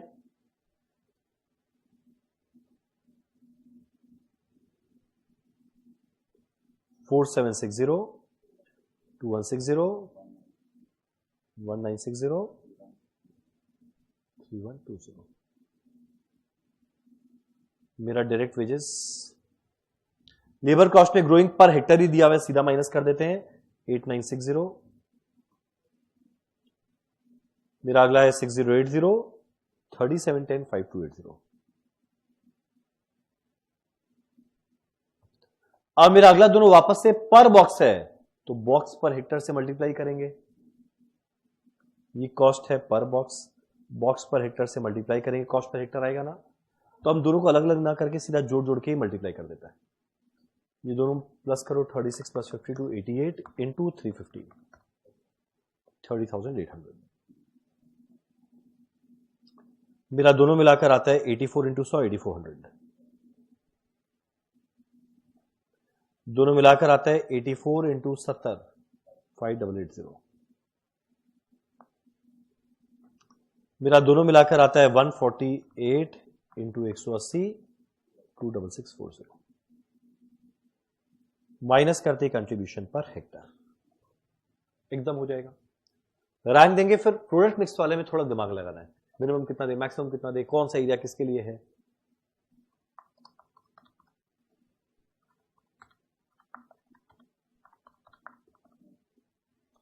ये आएगा 9310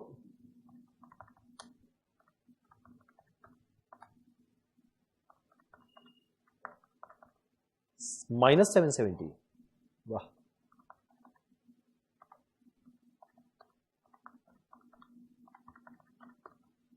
1316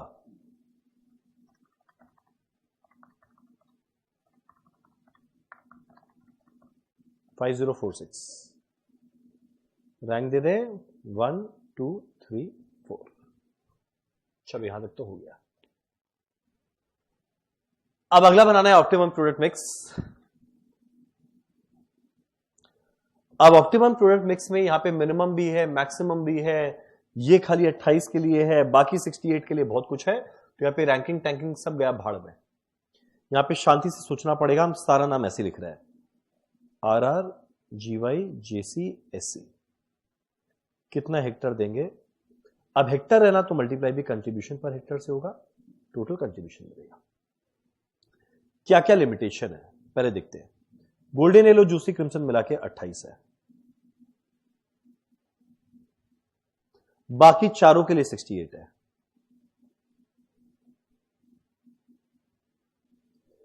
अब पहले एक काम करें, इन दोनों को सल्टाते हैं। GY और JC, GY और JC में बेटर कौन? JC। फालतू कौन? GY। पर एक क्वेश्चन में बात लिखा है, भले ही फालतू है पर मिनिमम जो कमिटमेंट है वो तो पूरा करना पड़ेगा। तो GY का मिनिमम कमिटमेंट ही पूरा करेंगे, जो कितना है 10। इसको दे दिए 10, 28 में 10 इसको दे दिए, तो बाकी 18 किसके लिए बचा? GY के लिए। GY तो 10 दिए, सॉरी सेकंड वाला GY। हाँ, GY को दे दिए 10, बाकी कितना बचा? 18। यहां तक हुआ। अब मेरा 68 बोलता है बाकी सब के लिए, बाकी सब के लिए। तो सब के लिए मतलब चारों में दे सकता है, चारों में दे सकता है 68। अब देखते हैं चारों में रैंक 1 कौन है, उसको हम ज्यादा से ज्यादा देना चाहेगा। रैंक 1 तो RR है, तो इसको हम ज्यादा से ज्यादा देगा। अब रैंक 4 तो लॉस वाला है, इसको हम कुछ नहीं देना चाहेगा, और मतलब इसको ज्यादा से ज्यादा देंगे। इसके दोनों में जो मिनिमम कमिटमेंट है उतना पूरा करने का ट्राई करते हैं। GY का देख मिनिमम, GY नहीं सॉरी, GY को तो और नहीं देंगे। JC में देखो तो मिनिमम कमिटमेंट क्या था? 15, हम ऑलरेडी उसको पार कर चुका है। SC में क्या है मिनिमम? 6। हम एक बार का 6 दे, अभी हम सोच रहे हैं एक बार का 6 दे। टोटल हेक्टर कितना था मेरे पास? 96। देखिए तो RR के लिए कितना बचेगा?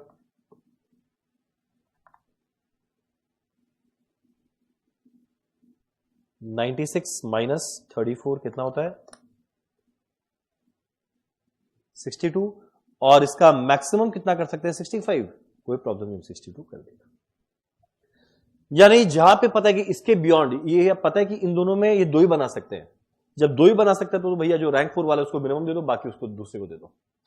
अब बाकी सब सबके लिए अवेलेबल है, तो रैंक 1 वाले को मैक्सिमम देंगे, तो बाकी सबका मिनिमम पूरा कर दे, बाकी पूरा का पूरा रैंक 1 का। तो इसीलिए यहां पे रटा रटाई रूल नहीं चलेगा, यहां पे सोचना पड़ेगा। अब कंट्रीब्यूशन पर हेक्टर पता है, वो अपने आप मल्टीप्लाई करके टोटल कंट्रीब्यूशन निकाल लेना, -6 प्रॉफिट हो जाएगा। इसमें हम टाइम वेस्ट नहीं कर रहे। अब पार्ट 3 में क्या आया देखो। Nationalized bank has come forward to help in an improvement programme for the piece of 28 hectare. इसके लिए इंप्रूवमेंट आया, जिसमें खाली गोल्डन येलो और जूसी क्रिम्सन बन रहा था ना। बोलता है हम तुमको 50,000 का लोन देंगे, जिसमें 6% इंटरेस्ट चार्ज करेंगे। तो 50,000 का 6% माने 3,000 और चार्ज करेगा, तो जितना फिक्स कॉस्ट था 3,000 और बढ़ जाएगा। After this improvement is carried out, there will be a savings of 12.5 रुपया per box in the harvesting cost of golden yellow. Golden yellow का हार्वेस्टिंग कॉस्ट में 12.5 बचेगा, यानी ये वाला 12.5 कम हो जाएगा। ठीक है। And the 28 sector will become suitable for growing royal red in addition to existing golden yellow and juicy crimson। तो 28 के अंदर में ये दोनों तो था, साथ में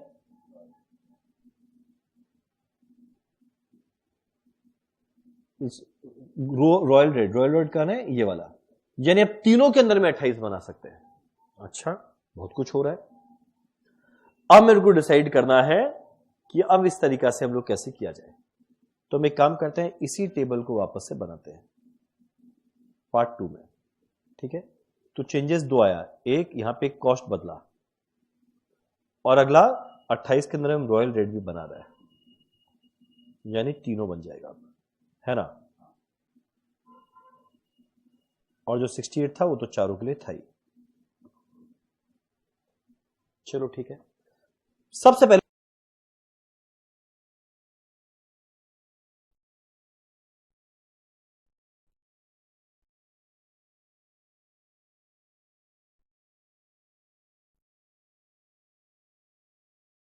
हेलो हेलो हेलो, यस।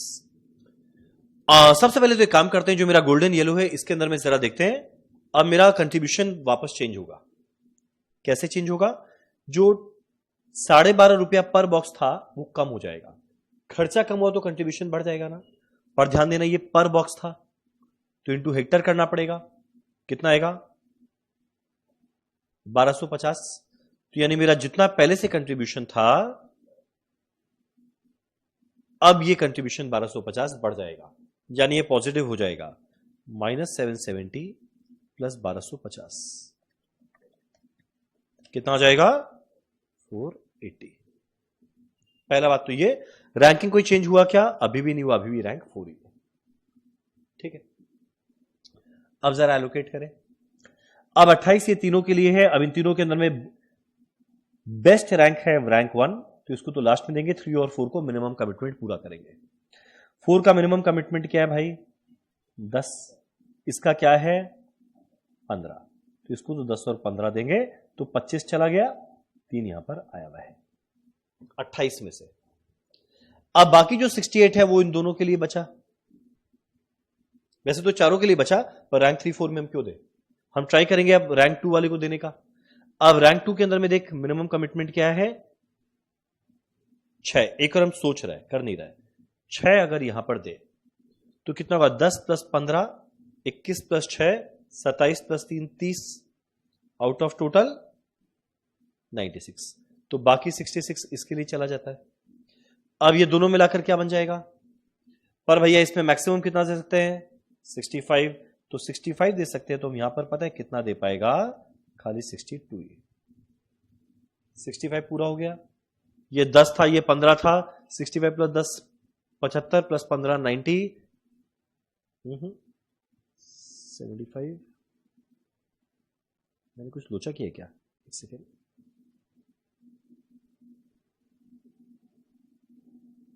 पच्चीस 28 68 था।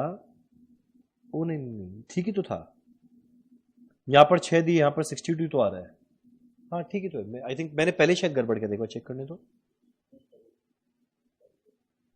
ओह यस, मैंने पहले गलत लिखा था। पहले 68 में 6 इधर गया तो इधर 62 ही तो देंगे हम, 66 लिख दिया था। यानी कितना आया? 65। देख तो मैक्सिमम कमिटमेंट कितना है? 65 पूरा हुआ है। रैंक 1 वाले को पूरा देना है, और ये सब सही है। कंट्रीब्यूशन पर हेक्टर लिख देना, नया वाला 480 आएगा यहां पे। टोटल कंट्रीब्यूशन आया same. Fix cost 360 plus 3000 interest. Very good question. चलो डन। अब करते हैं हमारा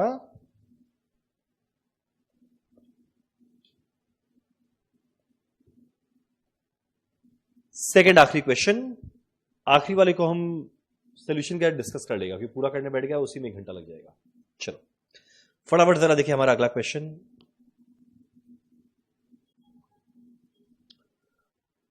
फटाफट करते हैं हमारे लिमिटिंग फैक्टर का एक आखिरी क्वेश्चन। अब ये वाला जो क्वेश्चन है इसको फटाफट डिस्कस कर लेते हैं। ये करने जाएंगे बहुत टाइम लग जाएगा। क्या जरा देखते हैं। ये ऑलरेडी हमारा क्लास में सोल्यूशन, उससे मैं डिस्कस कर लूंगा।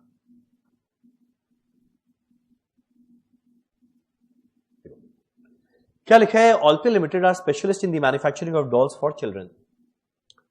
दे manufacture and market 4 types of doll, जिसका नाम है Dolly, Molly, Jolly, Polly and doll dress kit. क्या क्या पढ़ रहे हैं? 4 तरह का डॉल बनाते हैं। उन लोगों का कपड़ा कैसे सीव किया जाए उसके बारे में वो है, कोई किट है जिससे उसका कपड़ा बनाएंगे। They require your assistance as a cost accountant for determining the appropriate sales and product mix of the product for the coming year. और बहुत सारा ज्ञान यहां पे लिखा हुआ है। अगले साल का एक डिमांड दिया हुआ है, मटेरियल कॉस्ट पर यूनिट दिया है, लेबर कॉस्ट पर यूनिट दिया हुआ है and net price per unit यानी सेलिंग प्राइस दिया हुआ है। To promote sales of the kit there is a 15% discount offered in the established price of a kit. तो जो भी प्राइस है किट का इसमें 15% डिस्काउंट है। तो 3 रुपए में 15% अगर माइनस कर देंगे ये होता है 2.55। ठीक है, पर ये तभी दिया जाएगा जब परचेज किया जाए at the same time along with a doll and it is expected that all the customers will avail the benefit. यानी ये प्राइस तभी मिलेगा अगर तुम संग में कोई डॉल भी खरीदो। खाली किट खरीदने गए तो आपको डिस्काउंटेड प्राइस नहीं मिलेगा और एक्सपेक्ट करते हैं सारे कस्टमर लेंगे इसको। लेबर का रेट दिया हुआ है 2 पर आर, तो लेबर कॉस्ट दिया है, लेबर रेट भी दिया है, तो आर निकालने में काम आएगा, शायद इसीलिए दिया है। डिवाइडेड बाय 2 कर देंगे, आर मिल जाएगा। And is expected to continue without change in the next year. The plant has an effective capacity of 1,30,000 labour hour. Limiting factor 1,30,000 hour है। Present equipment can produce all the product. Overtime work is paid at double the normal rate. Overtime अगर जरूरत पड़ा तो double rate में पैसा देंगे। Next year का fix cost देखो दिया हुआ है फैक्ट्री में 30,000, एडमिन में 20, सेलिंग में 50, 250, कुल मिलाकर आएगा 1,00,250। मेरा वेरिएबल ओवरहेड है 50% of standard labour cost. Company has a very small inventory of its product that can be ignored. You are required to draw a conservative estimate for next year of total contribution that would be made by each product line and the net income that would be earned by the company. तो यहाँ पे normal profit calculate करने बोला है, best profit नहीं, normal profit क्या आएगा। चलो ठीक है, फिर आगे the company is at present having some industrial relation problem and if this continues in the next year it would not then be possible to arrange for overtime work. Anticipating that eventuality, you are required to suggest a product mix that would absolutely minimize the drop in the income already envisaged. With that product mix, work out product wise contribution and net profit. तो यानी पहले वाले में over time कर सकते हैं, अगले वाले में नहीं कर सकते हैं। चलो ठीक है, यानी पहले वाले में सारा यूनिट बनाना है, भले ओवर टाइम काम करो। ठीक है, तो पहला बात Dolly Molly Jolly poly kit के अंदर में भी 2 निकलेगा। एक, अगर किसी और के संग में लिया डिस्काउंट तो क्या होगा कंट्रीब्यूशन, किसी के संग में नहीं लेके अलग से ले तो क्या होगा कंट्रीब्यूशन। तो एक Dolly Molly Jolly Polly quit, discount no discount, selling price दिया हुआ है सबका और यहां पर 2 आएगा लास्ट वाले में, 3 2.55। मेरा मटेरियल कॉस्ट दिया हुआ ही है, लिख दिए, लेबर कॉस्ट दिया हुआ लिख दिए एंड ओवरहेड था 50% लिख देंगे, मटेरियल लेबर वेरिएबल ओवरहेड लिख दिए। अब भले डिस्काउंट दे या ना दे, खर्चा तो सेम लगेगा, देख दोनों में सेम लगेगा। कंट्रीब्यूशन पर यूनिट आया। मेरा लिमिटिंग फैक्टर क्या है, लेबर आर, तो लेबर आर पर यूनिट कैसे आने वाला, लेबर आर जितना वेजेस है डिवाइडेड बाय 2, क्या मिलेगा कंट्रीब्यूशन पर लेबर आर, दिए रैंक, सारा रैंक दे दिए। चलो ठीक है, रैंक 1 कौन है जब डिस्काउंट ना दिया जाए, रैंक 2 कौन है जब डिस्काउंट दिया जाए। अब प्रोडक्ट मिक्स बनाए,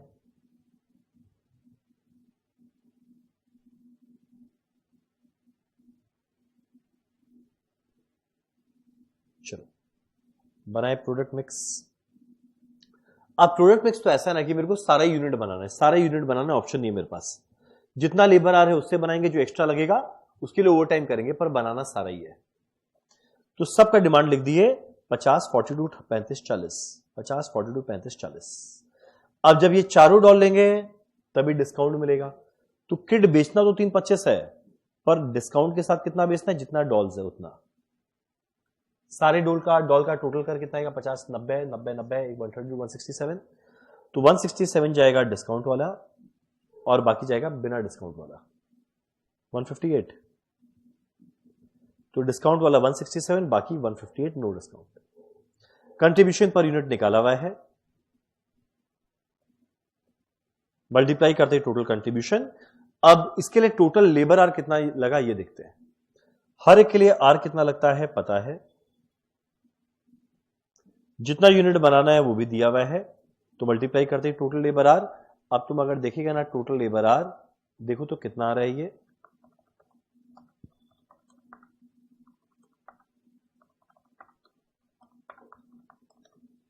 1,40,000 और घंटे कितने थे? 1,30,000, यानी 10,000 घंटा ओवर टाइम काम करना पड़ेगा। तो एक बात तो क्लियर है, 10,000 घंटा ओवर टाइम काम करना पड़ेगा। मेरा टोटल कंट्रीब्यूशन आया वह जो भी आया, फिक्स कॉस्ट पता था, ओवर टाइम 10,000 घंटा करना पड़ेगा, रेट डबल हो जाएगा। तो नॉर्मल रेट था 2 पर आवर, वो तो ऑलरेडी वेजेस में जुड़ा हुआ होगा, तो एक्स्ट्रा कितना दे रहे हैं 2 माइनस कर दिए, परफेक्ट है। अब सेकेंड पार्ट, अगर ओवर टाइम काम ना करे तब इस केस में क्या होगा? अगर ओवर टाइम मेरे पास अवेलेबल नहीं है तो किसको कम से कम यूनिट बनाना चाहेगा? जो सबसे गंदा रैंक है, रैंक 6, 0.5 लगता है पर यूनिट। तो 10,000 घंटा मेरे पास कम अवेलेबल है, तो यूनिट कितना कम बनेगा? 10,000 डिवाइडेड बाय 0.5, 20,000 यूनिट कम बनेगा। किसका? पॉली का। तो पॉली का जो 40,000 बनाते थे वो 20,000 कम हो जाएगा, यानी ये भी 20,000 कम हो जाएगा, ये 20,000 बढ़ जाएगा, ठीक। बाकी सबसे 50, 42, 35, वो 20,000 कम हो जाएगा, ये 20,000 कम, तो डिस्काउंट वाला भी कम, नॉन डिस्काउंट वाला बढ़ जाएगा। फिर देखेंगे मेरा प्रॉफिट क्या आया 748 और कंपेयर करेंगे क्या था। तो क्वेश्चन सिंपल सा था, बस खाली करने में थोड़ा टाइम कंज्यूमिंग था। चलो डन। चलो इसी के साथ जो हमारा लिमिटिंग फैक्टर की फैक्टर है, इसका क्विक रिवीजन मैराथन पूरी होता है खत्म।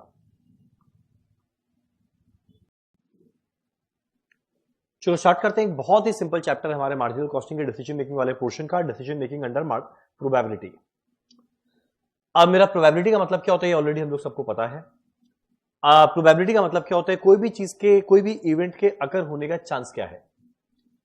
यानी मान लो अगर बाई चांस कोई भी एक इवेंट जो निश्चित होगा ही होगा, पक्का होगा ही होगा, इसका प्रोबेबिलिटी 1 है। और वो इवेंट जिसका होने का चांस ही नहीं है, कुछ भी हो जाए वो तो होगा ही नहीं, प्रोबेबिलिटी 0 है। हो भी सकता है, नहीं भी हो सकता, तो प्रोबेबिलिटी 0 से 1 के बीच में रहेगा। अब तुम लोग बोलेगा इस मार्जिनल कॉस्टिंग के अंदर में प्रोबेबिलिटी का क्या लेना देना? प्रोबेबिलिटी का लेना देना यह है कि यहां पे हम लोग पूरे चैप्टर में हम लोग हर चीज को एस्टिमेट कर रहे हैं, और जब एस्टिमेट कर रहे हैं तो this is forecasting the future, and future is uncertain. तो अनसर्टेन है, तो जो भी मैं फोरकास्ट कर रहा हूं इसके होने का चांस क्या है, जब तक मुझे ये नहीं पता चलेगा हम कैसे श्योर रहेगा कि ये होगा या नहीं होगा। तो यही कारण है यहां पर हम लोग का 3 तरह का क्वेश्चन बनता है एग्जाम में। पहला, जहां पे एक्सपेक्टेड या एस्टिमेटेड वैल्यू कैलकुलेट करने बोलेगा, जैसे मान लो सेलिंग प्राइस 10 हो सकता है, 11 हो सकता है, 12 हो सकता है, जिसका प्रोबेबिलिटी 0.3, 0.5, 0.2 है। तो मेरे को जानना है कि एस्टिमेटेड सेलिंग प्राइस क्या रहेगा। तब एक ऑप्शन है हम ऐसे ही एवरेज निकाल लें, या अगला ऑप्शन है हम वेटेड एवरेज निकाले। हमेशा बेटर होता है वेटेड एवरेज निकालना, जो कैसे आएगा, सेलिंग प्राइस को अपने अपने प्रोबेबिलिटी से मल्टीप्लाई कर, और लास्ट में जोड़ दे, कितना आएगा 10.9। तो ये मेरा क्या है, एस्टिमेटेड या एक्सपेक्टेड वैल्यू निकालना, जहां पे हर एक वैल्यू को अपने अपने प्रोबेबिलिटी से मल्टीप्लाई करके समेशन किया गया। तो ये होता है पहला तरह का क्वेश्चन। ऐसा अगर एग्जाम में आए तो 2 नंबर का एमसीक्यू है। अगला क्या बोलेगा कभी कभी एग्जाम में कि प्रोबेबिलिटी निकालो एक पर्टिकुलर इवेंट के होने का प्रोबेबिलिटी क्या है। मान लो बोलेगा पहला पार्ट में कैलकुलेट बीईपी, पता है fixed cost by contribution per unit. अब एक बार ये निकाल लिए, बोलते हैं बताओ कम से कम बीईपी अचीव हो जाएगा, उसका प्रोबेबिलिटी क्या। तो जब हम लोग उतना या उससे ज्यादा यूनिट बेचे, तो बहुत सारा यूनिट का अपना प्रोबेबिलिटी दिया रहेगा। वो यूनिट जिसमें बीईपी के यूनिट से ज्यादा है, वो सारे प्रोबेबिलिटी को जोड़ दिए मिल जाएगा। तो ये हुआ दूसरा तरह का क्वेश्चन।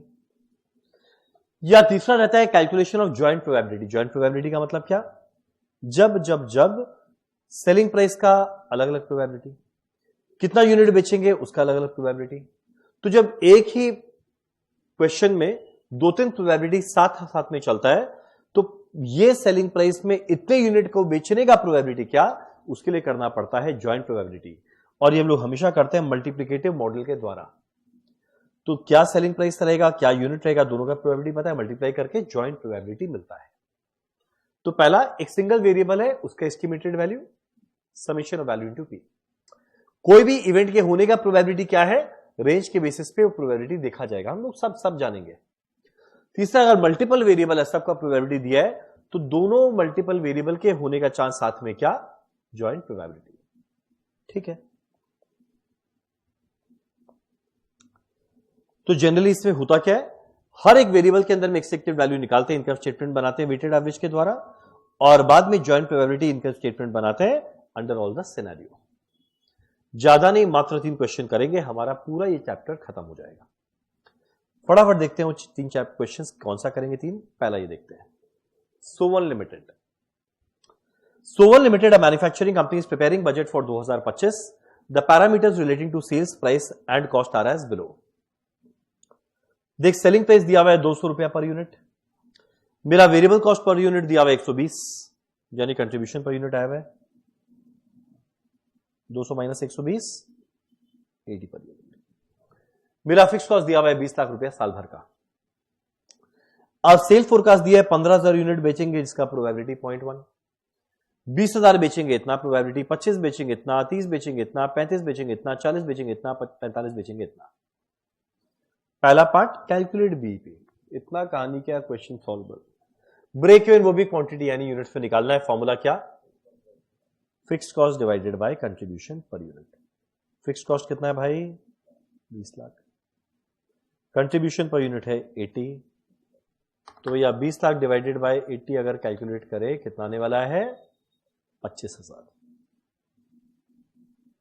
पहला पार्ट खत्म, प्रोबेबिलिटी का अभी तक कोई काम नहीं। सेकेंड पार्ट, एनालाइज करो how many unit must be sold to earn a profit of 6 lakh. My favourite formula, profit दिया रहे सेल निकालना है, सेल दिया रहे प्रॉफिट निकालना है, तो सेल यूनिट का फॉर्मूला होता है fix cost plus profit by contribution per unit. Fix cost कितना है 20 लाख, प्रॉफिट है 6 लाख, कंट्रीब्यूशन पर यूनिट 80, कितना आ जाएगा भाई 26 लाख डिवाइडेड बाय 80। सेकेंड में बोलता है लॉस होएगा 5 लाख का, तो कितना आएगा भाई fix cost 20 lakh, loss 5 lakh divided by contribution per unit कितना आने वाला है ये 18,750। दोनों पार्ट हो गया, अभी तक प्रोबेबिलिटी का कोई कंसेप्ट नहीं था। तीसरा part, based on the sales forecast identify the probability that the company can break even. बोलता है बता क्या प्रोबेबिलिटी है कि मेरा कंपनी बीईपी अचीव कर लेगा। बीईपी मतलब लॉस नहीं रहेगा, बीईपी अचीव कर लेगा। इसका इंटरप्रिटेशन ऐसा होता है कम से कम 0 प्रॉफिट आ जाए, कम से कम। तो बीईपी का यूनिट कितना था 25,000। अब ये टेबल में देखो 15,000 रहा तो लॉस हो जाएगा, 20 रहा तो लॉस हो जाएगा, 25 में नो प्रॉफिट नो लॉस, और 25 को जब पार करेगा तो प्रॉफिट रहेगा। तो क्या प्रोबेबिलिटी है कि मेरा कंपनी कैन ब्रेक इवन, मतलब एटलीस्ट बीईपी अचीव कर लेगा, यानी 25,000 या उससे ज्यादा यूनिट बेचना है। सब प्रोबेबिलिटी को जोड़ो, 0.1, 0.2 मिला के 0.3, 0.6, 0.7, 0.8, इसका प्रोबेबिलिटी 0.8 है, यानी 80%। कितना इजी है। Analyse the probability of achieving sales volume in part 2। Part 2 में जो मैंने निकाला सेल यूनिट, बोलो इसका प्रोबेबिलिटी क्या। देखिए क्या भाई, क्या लिखा है, how many units must be sold to earn a profit of 6 lakh. Profit जब कमाना चाहता है ना 6 लाख, तो कम से कम 6 लाख कमाना चाहता है ना। क्या प्रोबेबिलिटी कि मेरा कंपनी 6 लाख का तो प्रॉफिट कमा ही लेगा। तो इसके लिए यूनिट था 32,500, जो कहां पर आया 30 के बाद 35 के पहले। तो 30,000 रहा तो इतना प्रॉफिट नहीं होगा। 32,500 के लिए अगर इतना रहा तो 6 लाख का प्रॉफिट या उससे ज्यादा कमा लेगा। तो प्रोबेबिलिटी क्या आएगा 0.3, 0.1, 0.1 मिला के 0.5 माने 50%। सेकेंड पार्ट में बोलता है लॉस 5 लाख। कोई ये नहीं बोलेगा कम से कम लॉस 5 लाख का चाहिए, ज्यादा से ज्यादा 5 लाख का चाहिए, ज्यादा से ज्यादा 5 लाख का चाहिए, यानी 18,750 यूनिट, ज्यादा से ज्यादा 18,750 यूनिट। तो 18,750 यूनिट इसके बीच में आता है ना, तो ज्यादा से ज्यादा, कम से कम बोलता तो बाद में देखते हैं, ज्यादा से ज्यादा 18,750 यूनिट, यानी उससे कम देखेंगे कितना आएगा 0.1 माने 10%। डन है, वेरी इजी क्वेश्चन, हाल फिलहाल में 7 नंबर का आया हुआ है। चलो एक बहुत अच्छा क्वेश्चन है तुम लोग स्टडी मैट का, वो करते हैं।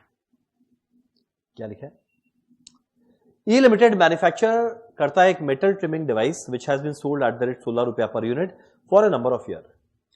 The selling price is to be reviewed and the following information is available on cost and likely demand. Standard variable cost दिया हुआ है 10 रुपया per unit, and on analysis selling price दिया है, स्टैंड वेरिएबल कॉस्ट दिया है, यानी contribution है 6. And in analysis of cost variance for the past 20 months show the following pattern. पिछले 20 महीना में देखा कि भैया वेरिएबल कॉस्ट जो स्टैंडर्ड में 10 सोचे कुछ वेरिएंस आता है. क्या आता है? एडवर्स वेरिएंस ऑफ 10% आता है स्टैंडर्ड वेरिएबल कॉस्ट में 10 महीना. एडवर्स कब होगा? जब जितना खर्चा सोचे उससे कम लगे या ज्यादा. तो 10 रुपया सोचे उससे 10% ज्यादा, यानी 11 रुपया. कितना महीना आया? 10 महीना आया आउट ऑफ 20. तो प्रोबेबिलिटी है 10 आउट ऑफ 20, 0.5. इसमें प्रोबेबिलिटी दिया, निकालना पड़ा 10 महीना आउट ऑफ 20. निल वेरियंस आया है 6 महीना. निल वेरियंस मतलब एग्जैक्ट 10 लगा है, 6 महीना आउट ऑफ 20. तो 6 डिवाइडेड बाई 20, 0.3. फेवरेबल वेरियंस आया है 5%. तो जितना खर्चा सोचो उससे कम लगा. 10 में 5% कम करो, 9.5. इन 4 of the months, 4 out of 20, 0.2. मिला के हमेशा 1 होना चाहिए. ठीक, ये वेरिएबल कॉस्ट, ये प्रोबेबिलिटी, तो एक एवरेज वेरिएबल कॉस्ट नहीं मिल जाएगा.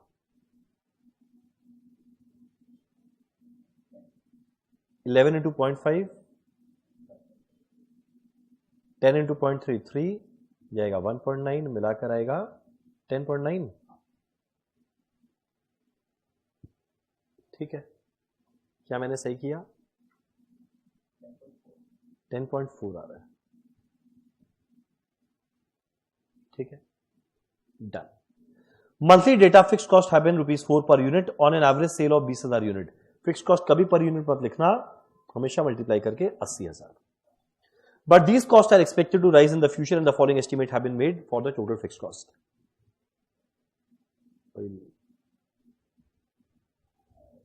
वापस से लाइन लिख दिया, चलो ठीक है. अब मेरा पहला बात, फिक्स कॉस्ट 82,000 हो सकता है, इसका प्रोबेबिलिटी ये, इतना हो सकता है प्रोबेबिलिटी ये, इतना हो सकता है इसका प्रोबेबिलिटी ये. तो फिक्स कॉस्ट का भी एवरेज निकाल लेते हैं. 82,000 इंटू 0.3, 85,000 इंटू 0.5,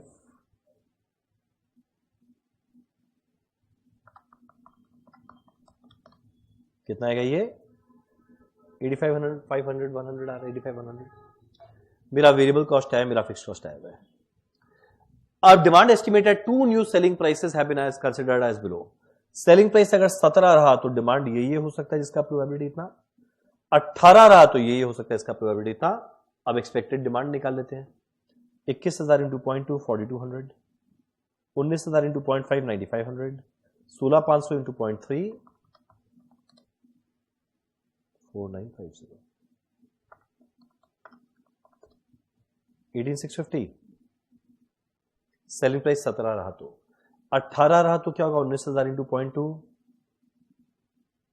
17,500 इंटू 0.5, 15,500 इंटू 0.3,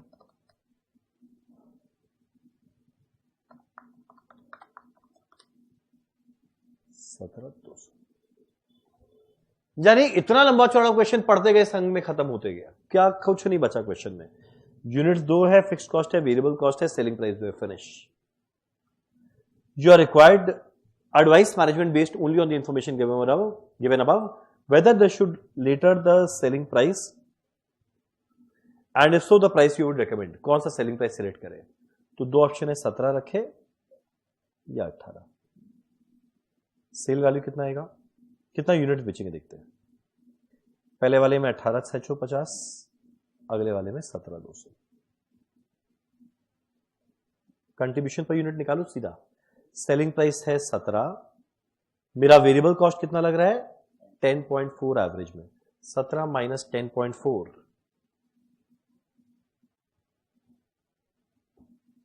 मेरा अगला 18 माइनस 10.4. यूनिट को कंट्रीब्यूशन पर यूनिट से मल्टीप्लाई कर, टोटल कंट्रीब्यूशन मिलेगा ना 123090,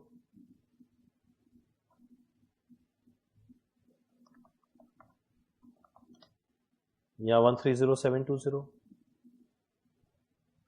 माइनस करना है फिक्स कॉस्ट, तो भैया फिक्स कॉस्ट तो दोनों में 85,100 ही रहेगा, सेम ही रहेगा. तो कौन सा बेटर है? 18 रुपए वाला. इजी था. Calculate the expected profit at the price you recommend. जो प्राइस आप रेकमेंड करते हो इस पे प्रॉफिट निकालो. फिक्स कॉस्ट माइनस कर दे, 85,100 प्रॉफिट मिल जाएगा.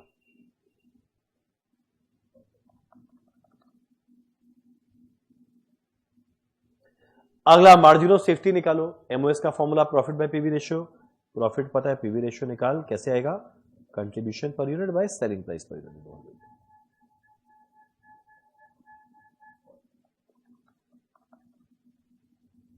42.22%। तो एमओएस कितना आ जाएगा, this divide by this 45620 divide by 42.22%, 108053। पर मुझे निकालना MOS as a percentage of sale. तो this by sale value, sale value कितना था, 17200 यूनिट इंटू 18, 3,09,600 इंटू 100,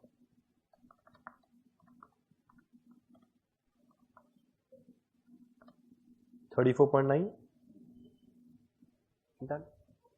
कितना वियर्ड क्वेश्चन लग रहा है देखने में, ये क्या हो रहा है, ये क्या हो रहा है, क्या लॉलीपॉप क्वेश्चन था। बस अब एक और क्वेश्चन करते हैं, हमारा ये वाला चैप्टर भी पूरा निपट जाएगा। अब मेरा अगला क्वेश्चन फटाफट जरा देखिए क्या है। देखिए हमारा अगला क्वेश्चन क्या लिखा है, the managing director of Y limited has evolved some decision making to the operating division of the firm. He is anxious to extend the process, but first wishes to be assured that decisions are being taken properly in accordance with group policy. ज्ञान बढ़ चल रहा है। As a check on existing policy, he has asked for an investigation to be made into a recent decision to increase the price of sold product of Z division to 14.5 per unit, but to rising cost. The following information estimates have been estimated. ज्ञान का बात। अब यहां से काम करना शुरू। Last year 75,000 unit बेचे 12 के रेट में, टोटल कॉस्ट 9 रुपया था, इसमें 6 रुपया वेरिएबल कॉस्ट था, यानी फिक्स कॉस्ट 3 रुपया पर यूनिट था। तो 75,000 इंटू 3 225 रहा होगा, है या नहीं।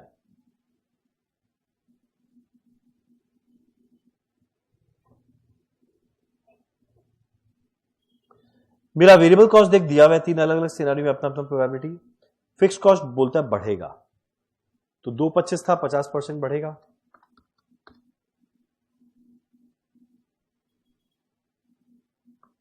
दो 25 था, 50% बढ़ गया,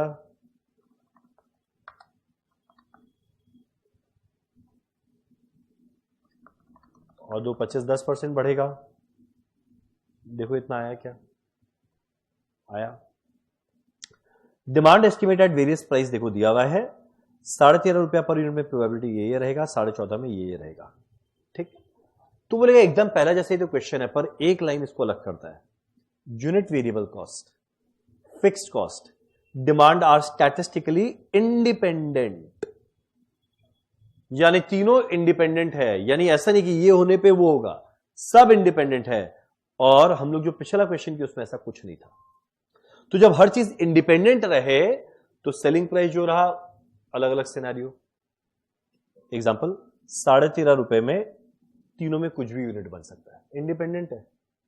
14.5 में तीनों में कुछ भी यूनिट बन सकता है, इंडिपेंडेंट है। तो जब इंडिपेंडेंट होना मुझे जॉइंट प्रोबेबिलिटी करना पड़ता है। तो हम लोग सबसे पहले क्या करेंगे, एक इनकम स्टेटमेंट बनाते हैं जहां सेलिंग प्राइस है 13.5 अलग अलग यूनिट्स के साथ, 14.5 अलग अलग यूनिट्स के साथ, और पूरा का पूरा कैलकुलेशन करते हैं प्रॉफिट क्या आएगा। तो ये कैलकुलेशन हम लोग फटाफट करें, कहां करें,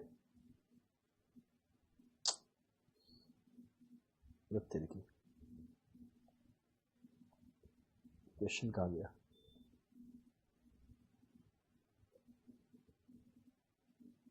ये रहा।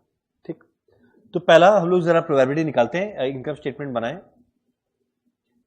अब मेरा 3 तरह का यूनिट है, 45,000। पहले देखते हैं 13.5 रुपए, ठीक है। 45,000, 60,000, 70,000 यूनिट बनाएंगे। 45, 60, 70, इसका प्रोबेबिलिटी दिया हुआ है 0.3, 0.5, 0.2। ले लिए वाला फैक्टर। अब मेरा वेरिएबल कॉस्ट क्या है, देखिए ये रहा दिया हुआ है। तो मेरा वेरिएबल कॉस्ट भी 3 अलग अलग सिनेरियो बना, यानी हर सिनेरियो में मुझे कैलकुलेट करना पड़ेगा, सब इंडिपेंडेंट है। अब मेरा वेरिएबल कॉस्ट है 3 सिनेरियो, क्या क्या है, 7 भी हो सकता है, 6.5 भी, 6.2, 7, 6.5, 6.2। जब इतना यूनिट बेचे, इतना में भी 7, 6.5, 6.2, इतना में भी सेम। प्रोबेबिलिटी पता है, तो देख सेल वैल्यू कैसे आएगा, कितना सेलिंग प्राइस है, कितना यूनिट।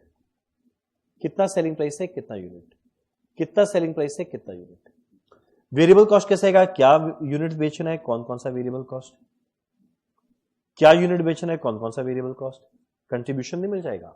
अब इसका प्रोबेबिलिटी कैसे आएगा, देखो तो पहला वाला 0.3 है, ये वाला 0.15 है, तो 0.3 इंटू 0.15, 0.3 इंटू 0.65, 0.3 इंटू 0.2, 0.3 इंटू 0.15, ऐसे हर एक का जॉइंट प्रोबेबिलिटी आएगा।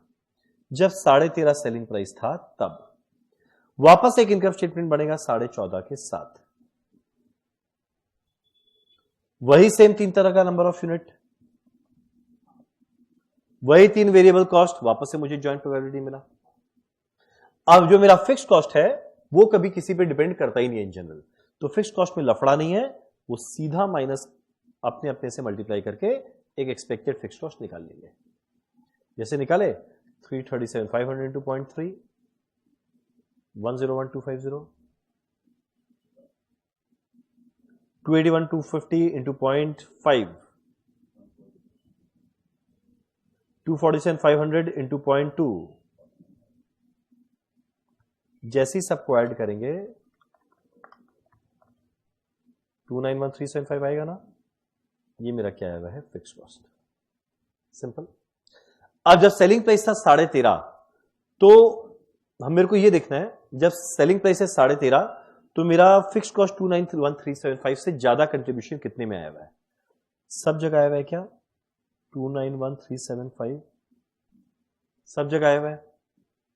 तो जब 291,375 सब जगह आया हुआ है कंट्रीब्यूशन ज्यादा, तो लॉस होने का चांस ही नहीं है। Probability of having BEP 100%। अब 291,375 देखिए यहां पे कहां का आया हुआ है, इसमें नहीं आया, इसमें नहीं आया, इसमें नहीं आया, इधर आया, इधर आया, इधर आया, इधर आया, इधर आया, इधर आया, यानी इन सब को जोड़ेंगे तो इतना ही प्रोबेबिलिटी रहेगा बीपी का, कम से कम जोड़ के देखें,